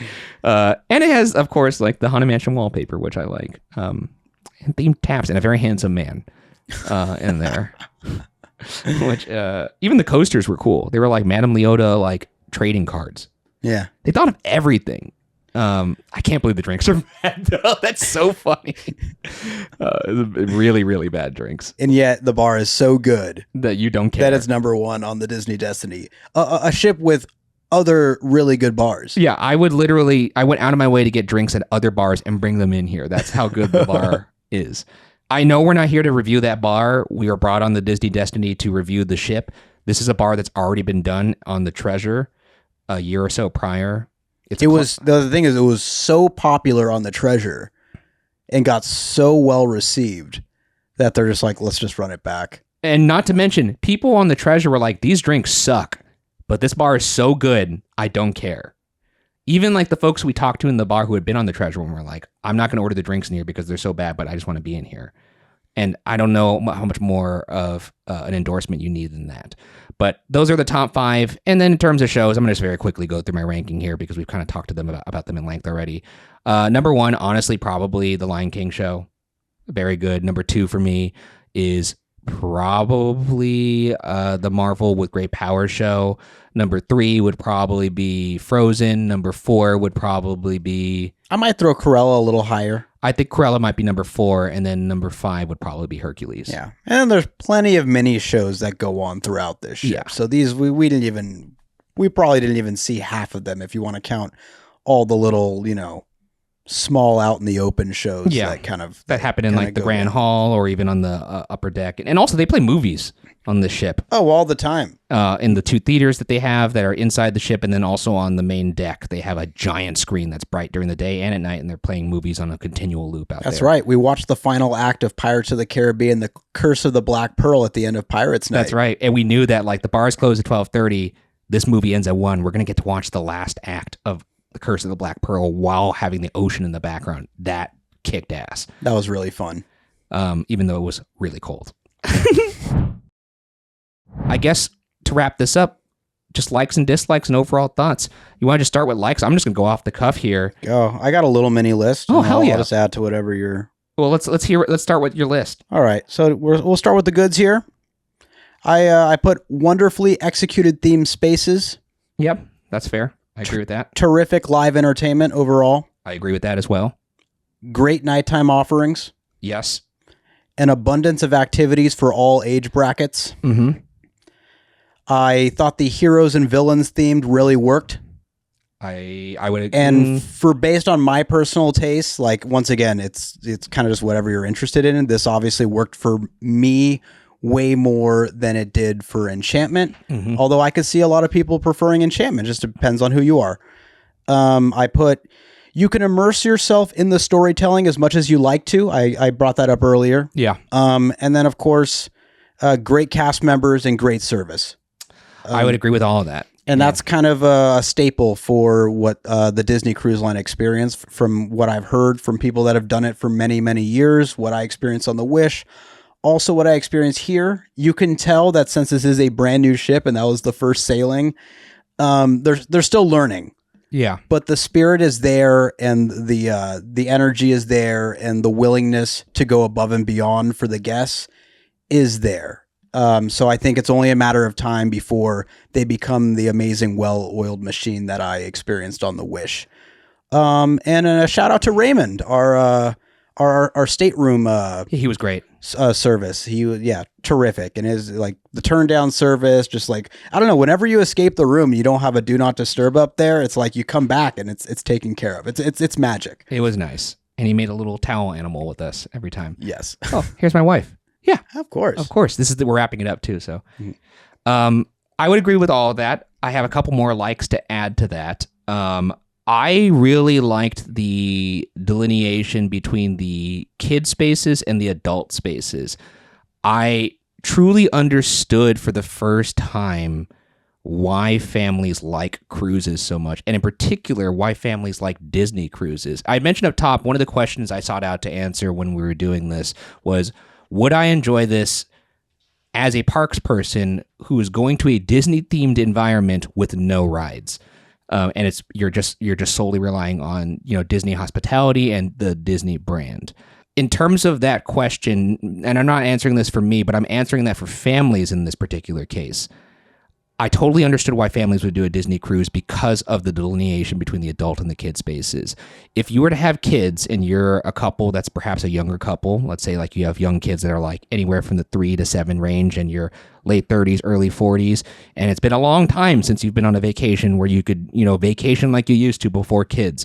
This is a place where you could actually do that because, as Byron mentioned before, they have so many spots that are for kids. And I was very impressed by this because they have separate kids clubs where they basically let you drop off your kids and you're watched by professionals who not only are good with kids, but have been trained specifically to work with that age range of kids. It's a Small World nursery that's for 6 months to 3-year-olds, which is, that's a godsend. And I have a bunch of friends who have newborns and they would love to have that so they could have a date night within walking distance of where they're at. and be completely worry-free included in the tab, that's amazing. They had the Walt Disney Imagineering Lab, which was from ages 3 to 10. They had the very hilariously named Edge. the Edge Room. The teen club. Send your kids to the Edge Room, ages 11 to 14. And then they have the Vibe Room, which is ages 14 to 17. Again, ways to have your kids watched safe by professionals while you go enjoy the adults only portions of the ship, whether that be the entertainment that's live, that has like raunchier humor for comedy, live music, places like Enchanté or the Palace Steakhouse, the Rose Lounge, or just any of the other theme bars that we're talking about that you would like to enjoy while your kids are either sleeping or being watched. I think that is worth the price tag in and of itself. And then when you pick up your kids from these aforementioned clubs, you could go experience some of those things that you would do as a family that you would do in a Disney park, like watch the Frozen show, or, go to a dinner show like the Lion King dinner show, or things like that, or go in the pool if it's not a hurricane outside. It made so much sense to me. It finally clicked why families with younger kids in particular go to a Disney cruise. And I think it's because I've been so influenced by my experience growing up as a parks kid, especially in my later years in life with, as a teenager or as a 20-year-old or now as a 30-year-old. I enjoy these parks with my parents because it's something that we could do that's for the both of us, where I never really understood the appeal of a cruise in this stage of my life, because it's like, well, I could get that adult experience with my parents anywhere. I don't need to go to a Disney cruise for that. I could go to a normal cruise like Caribbean, or I could not go on a cruise. I could go to a bar with my dad. I don't need the Disney cruise to curate that experience for me. But if I am a parent of a small kid, it makes sense to me. Now, that is like my main big like. I also like that everything's very convenient. It's, especially if this is a cruise in which you're hopping on and off and going to explore a city, and then you come back and you're basically on a floating hotel. I think I would enjoy that very much. That's also something I like, and the convenience of having some food included and things like that. And the accommodations are first class. Like the room, although small, seems to be bigger than most other cruise ships, and the bed legit was one of the most comfortable beds I have ever slept on in my entire life. That includes all hotels and my bed that I have at home. Really, it was that good. Like Byron could attest that when we would go back to the room and I would lie down to relax and take a nap, it was almost impossible for me to get up out of this bed because it was that comfortable. Oh, I know. I experienced it on the Wish. Oh my God. But the thing is, the mattress quality was the same. It's unbelievable. On the pull-out couch. So it was extremely comfortable as well. And I'm incredibly picky when it comes to sleeping, including pillows in particular. During the pandemic, when we were spending a lot more time in bed than you would in normal, life, I literally bought and returned, and this includes going to stores in person, even ordering from different places, 10 different pillows before I landed on the one that I like. And I routinely go to hotels. I'm somebody who stays in maybe, I don't know, anywhere from like 30 to 50 hotels per year, just from traveling for travel shoots. So I experience a lot of pillows, and almost all of them are bad and not like the one I have at home. I have a very special little pillow that I like, and it's not even the most expensive one. I think it was like $40, and I just like it. And I've thought about packing it with me when I go on these trips. The pillows that are on this bed, where there was 4 of them, and all of them, I slept on one of them, a different one each night, and they were all different levels of firmness, and they were all fantastic. They were so good. Now, that's including all your goods. That's where my goods end. Give us the rub. Here's the thing. Let's return to that question again. Who is this for? I think it's for families, for sure. I do not think it's for a person that likes the parks that is any age from like post-college to my age, to be honest. For me, I answered the question pretty definitively. Would I enjoy a Disney environment experience without the parks? Something like an Aulani or a cruise. And in this particular case, being trapped on a cruise where I couldn't leave the Disney environment for 3 days. By the 3rd day, I felt like I felt like Jack Nicholson in The Shining. That moment when he was like staring out the window at the snow, I was like, that's me like looking out the balcony. I wasn't thinking of doing anything, but I was just looking at the balcony and what it represented in terms of freedom. And I texted my wife, and I felt pretty confident that if she had gone on this ship, she would have committed a heinous crime by day 3. I agree. I don't know about a crime, but... And here's the thing, and I haven't told you this, and I genuinely mean this. I felt genuine sorrow inside because you were so pilled after that first cruise experience. Oh, yeah. And you loved it so much and you spoke so highly of it. And I wanted to match that stoke. I wanted to match that energy. And there's nothing worse than yucking somebody else's yum, I think. I never want to be the person to yuck somebody's yum. So I was trying so hard to be like, you know what? No, this is pretty good. But there was just, I couldn't help but the fact that I was like, I'm not getting on rides right now. I'm hearing Mickey say what floor I'm on every time I open this elevator. I get out of the elevator. I see Maleficent posing. I go around the corner. I see Doctor Strange. It's everywhere. It's inescapable. My room has Brave all over it. And I can't go outside because there's a hurricane. And I can't even chill by the pool. I'm literally trapped inside this ship. It kind of felt like the Star Cruiser in that sense, where I was just like, I'm losing my mind a little bit here. And it was a major epiphany for me in my life, because I'd always wondered, like, do I genuinely vibe with the Disney brand and the IP? Am I really like, Mickey brings me comfort, or am I there for the rides and the experiences and the shows and the themed environments? And the answer is a resounding, I'm in it for the rides, baby.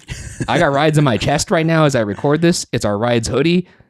I have no allegiance to any brand. I have allegiance to rides and rides only. And that goes from Coney Island to the Magic Kingdom, the most visited theme park in the world. It does not matter to me who is the purveyor of said rides. If there are rides to be ridden, the Burgoose is going to be there, and I'm going to be in line, and I'm going to have a smile on my face. If there are no rides, and I am forced into a chamber of Disney IP for 3 days, I will question my reality. and I will lose it a little bit. That's not to say that I think it's a bad experience. I think for a lot of people on this ship, they do like the Disney IP, and they were having a blast. My co-host being one of them. And I'm never going to yuck somebody's yum for that. You know, go off. You do what you want to do.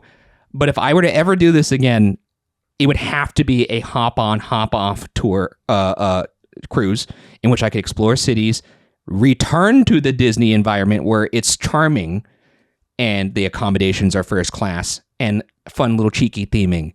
But if I'm forced to experience that for 3 days, 4 days, 5 days straight, and I'm not getting off the ship, somebody's going to die tonight, I think. And it ain't going to be me. Maybe it'll be me. I don't know. But somebody will die. This is like, now we're in a White Lotus episode. I have to be honest. And so take from that what you will. Ask yourself, does the Disney brand resonate with me? Does it make me happy? Does it bring me back to a nostalgic time like Byron had mentioned with his family, where you could awaken the inner child inside of you and feel like you're in a safe place? If it does that, book the cruise. It's excellent. The accommodations are great. The food is adequate to good. And the shows and entertainment offered are pretty much, I would imagine, second to none. But if the answer to that is no, and you do a gut check, just know you are going to feel trapped. And that is the truth. Unless you get on and off the ship and you're able to, do like the Europe cruise where you could like go explore Paris and then come back. And then now the Mickey like going, hey, floor 4. And now I'm not having murderous thoughts, because I haven't been listening to that all day. There were actually times in this cruise where I took the stairs to avoid the elevator. I think ultimately, if you are a Disney fan, if you are a person with young kids, you can't do better than this. If you are a person that likes theme parks and rides and you're a parks head, like I imagine a lot of you folks are who listen to this pod, and maybe those things aren't as important to you, I'd question whether or not it's worth the money. And if you're really in it for the cruise of it all, I might go for a lower price pointed, offering from like a generic brand like Carnival or whatever, Caribbean. I don't know what the other fucking cruises are, but You know, and of course, those also have their shortcomings. The accommodations aren't going to be as good. In some cases, you're going to have blood falling out of elevator doors or people pooping in buckets. Now, that is something that is just going to come with the territory of those because it's not the Disney brand. Is that worth the exchange of not talking to people who talk like robots the entire time? I don't know. We lost the. Did we lose? I think we're okay. Yeah, we're at the end of the episode. But yeah, I would say overall it was a mixed bag. There were things that I really liked. There were things that I really disliked. Would I do it again? I would do it under certain circumstances. A, if I have kids. B, if it's a hop on, hop off cruise, which I would be willing to try in this current state of my life where I am currently kidless, seedless. My wife is right behind the camera, so I just thought she'd like that. And then, Mari, is this what marriage does to you? But yeah, ultimately, I think that is who it's for. You know, the Alaskan cruise seems excellent. I bet, you know, you're in great accommodations and you get to see an amazing place, and then you get to go back to your floating hotel. That's appealing to me. It being the front and center, and the only time you get off the ship is to then go onto an island that is also a Disney chamber. It's a lot. It is a lot, and I didn't know how my brain was going to process it, but I know now. And again, if you're the right person for this, boy, does it is a bullseye. And you know, Byron is like one of those people where it is like a direct hit, and like I totally understand that. And there were parts of the time where I genuinely was so jealous. I was like, I wish I could be that for him right now, because I don't want Byron to feel like, damn, Ryan's not having a good time. And I could see it in Byron's eyes a couple times. He was looking at me and he was like, oh man, I could tell Ryan. No, it's really eye-opening. Like, part of me was like, oh yeah, I guess there are like probably a very, very good sum of people in their 30s. Yeah. Without kids, that this isn't going to be for them. It'll be a little grating. And it also made me think, oh, wait, maybe this is why I'm single. No, that just means you haven't found the right bride, perhaps. But yes, I think maybe from like on the Disney adult side of things, which is weird because I'm not like, I'm very more parks oriented. And all the things that you're describing, by the way, were all the same reasons why I didn't want to go on a Disney cruise prior to the Wish. Yes. Or any other cruise. I grew up going on the Carnivals and the Royal Caribbeans because that was the thing that the grandparents could do. That was the thing that the parents could do without having to worry about us too much. Yes. But I'd always leave those cruises feeling like there was just something kind of cheap about it. I did feel kind of trapped. Even when I went to ports, it didn't feel like you were really traveling because you only had a few hours to go into basically areas that are by the port, so they're obviously very touristy and people are trying to sell you weird shit. That's fair. So I guess when all these other, you know, whether it was like content creators we know at this point or just friends of, you know, that are very much cruise pilled or into Disney telling me, oh my God, you got to do the Disney cruise, I was very reluctant. Yes. So like I expected to kind of have what you're describing now. And I think because I knew you felt that way and then you went on the Wish and it still rose above all of those fears, I was kind of like, maybe it will do that for me too. And it didn't. And there was a little disappointment there. And that's not so much an indictment of the experience, more so it was a misplacement of my expectations going into it. And it made me really analyze, like, where do I fall on the spectrum of allegiance to the brand? Where do I fall on the spectrum of, like, am I a cruise person even? Would I enjoy any cruise? If I was on a Carnival cruise, for example, for 3 days and it didn't go off to port and I was just stuck on the ship, would I also feel trapped? I'd be a little worried for you. I'm not going to lie. I probably would feel trapped there too, because even if it wasn't Disney branding, now I'm not trapped by a brand. I'm trapped by shitty quality. And so now, I mean, like, I think I just don't do well with being trapped. I have pretty bad ADHD. I've now discovered this at this late portion of my life.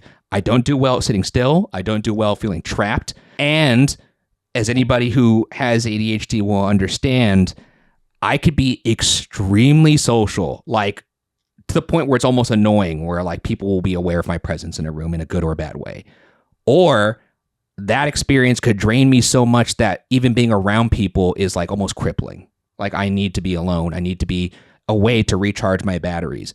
A cruise does not allow you to really do that At least in the way we were doing it, where you have to be constantly at these media Our events. way was a little different. Like if we were to go on this trip, let's say our buddies, all of which who aren't Disney pilled, cruise pilled, not theme park pilled, they're normal people. You had mentioned like it probably would be a very different experience. We wouldn't be going to media events. We'd be chilling in the pool in a more, temperate environment. We would be bar hopping and, getting drunk, listening to live music, eating food. So maybe it would be awesome, even as 30-year-olds going to a Disney cruise.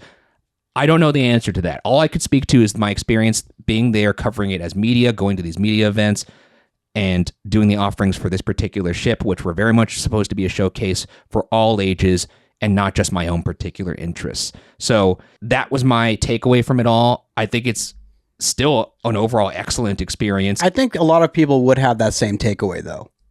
Because everyone that's doing it is like the very Disney adult type that we speak to, or the media folks, or people that are taking their family. So obviously, there's a lot of benefits on a Disney cruise when you're taking your family. I think that's also. So I don't think any of.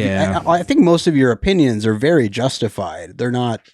I don't think they're outlandish. I think honestly, the majority of they feel single adults that aren't like super into the Disney stuff would probably feel that way. They felt outlandish in the arena we were in because we were again surrounded by content creators like us who are obsessed with theme parks and attractions or reporters, and it just felt like everywhere I would go, people were just glazing donuts, and I was having my own like independent thoughts like this. I felt like almost ashamed, but I will say that like I do think for the right person, it doesn't get any better than this. I think in general, it's probably an excellent experience if you could curate it to what you want it to be. And it's up to you to decide whether the price tag is worth it for the uptick in quality in some aspects. And then one last thing that I was a little annoyed by was just, it was very unclear what was included and what wasn't included. Like I know, having to pay for coffee in some places, or when you go to their movie theater or their shows, you have to pay for concessions there, the popcorn and like a Diet Coke or something like that.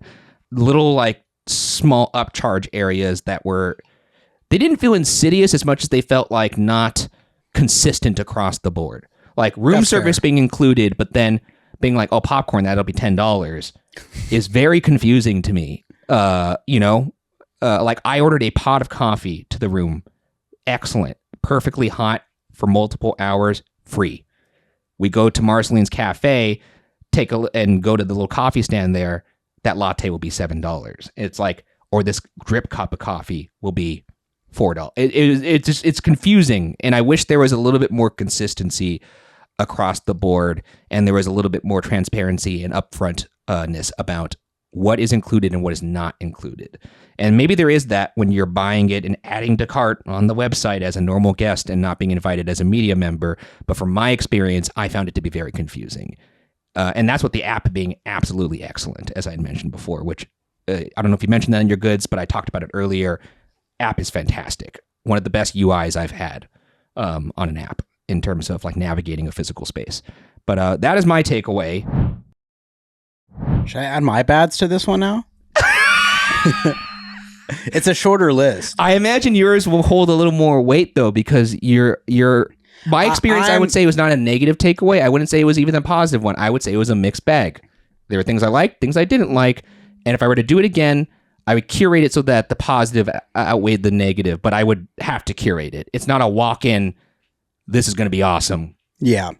I will preface this by stating that I have been very fortunate to have traveled to all sorts of corners of the globe at this point. I have done various different ways of traveling. That's fair.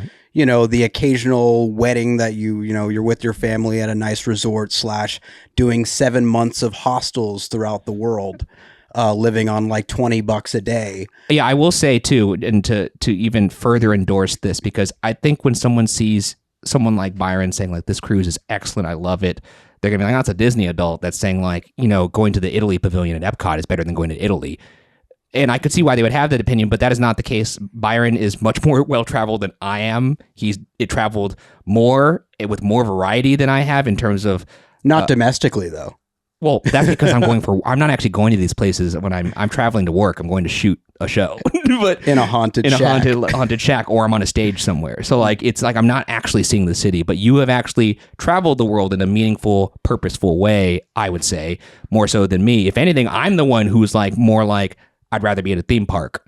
So I just wanted to preface your endorsement of this with that, because I think it would be easy and frankly a little lazy for people to be like, well, of course Byron's going to think this. He's pilled, but that's not the case. If anyone's pilled, it's me. What I'm trying to say is I think it is healthy to have a variety of travel experiences in your life. I agree.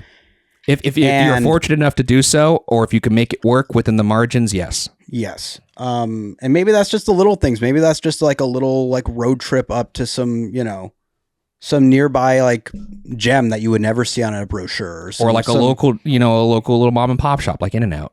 There you go.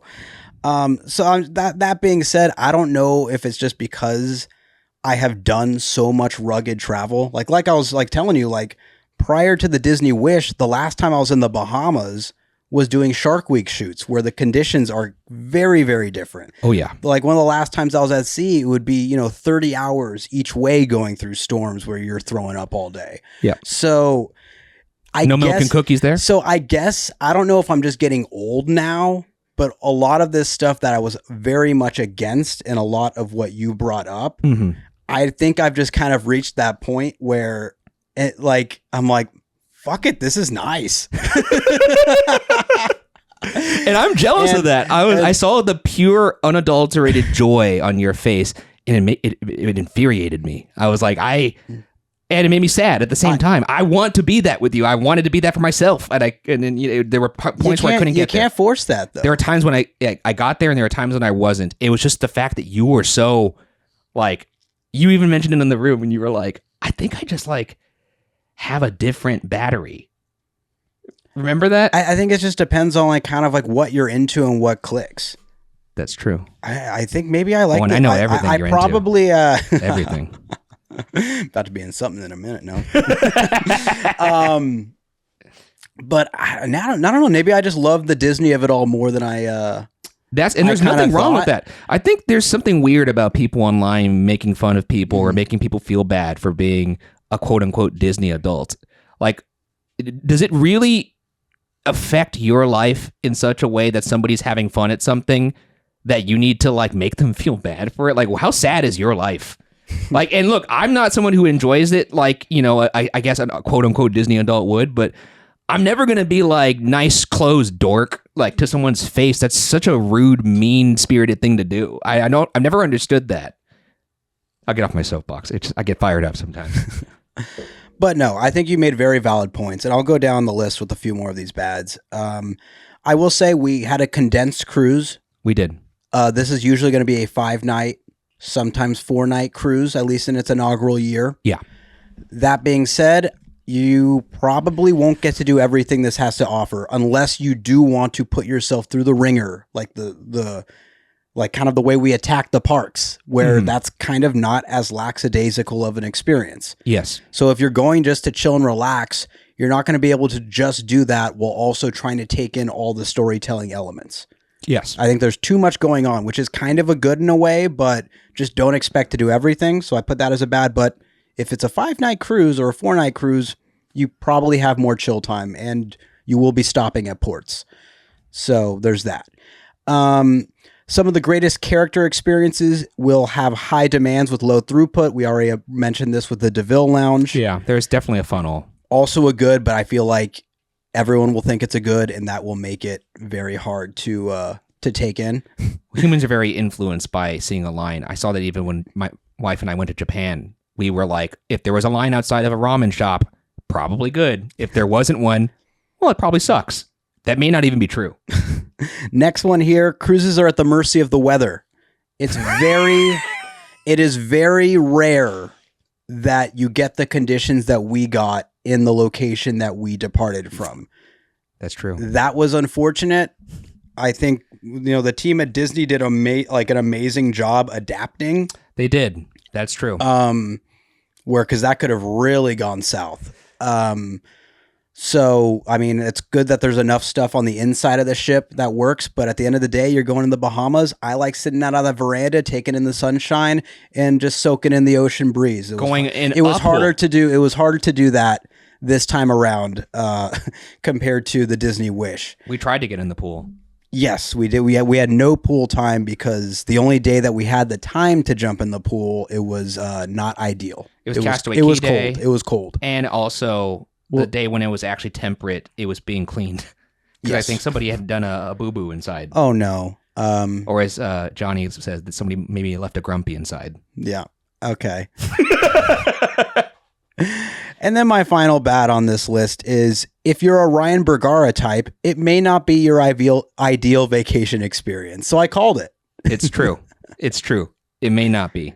Under these specific conditions, yes. If the conditions were a little bit different, if there was sun, I could go in the pool. If there was time where I could spend time off the ship, separate myself from the Disney chamber and enjoy the parts of the Disney chamber when I come back, maybe. Probably, honestly, but I can't definitively say that, so I have to be honest. Or you might have been more down with my Canaveral trip or the Disney Wish trip because that goes out of Canaveral.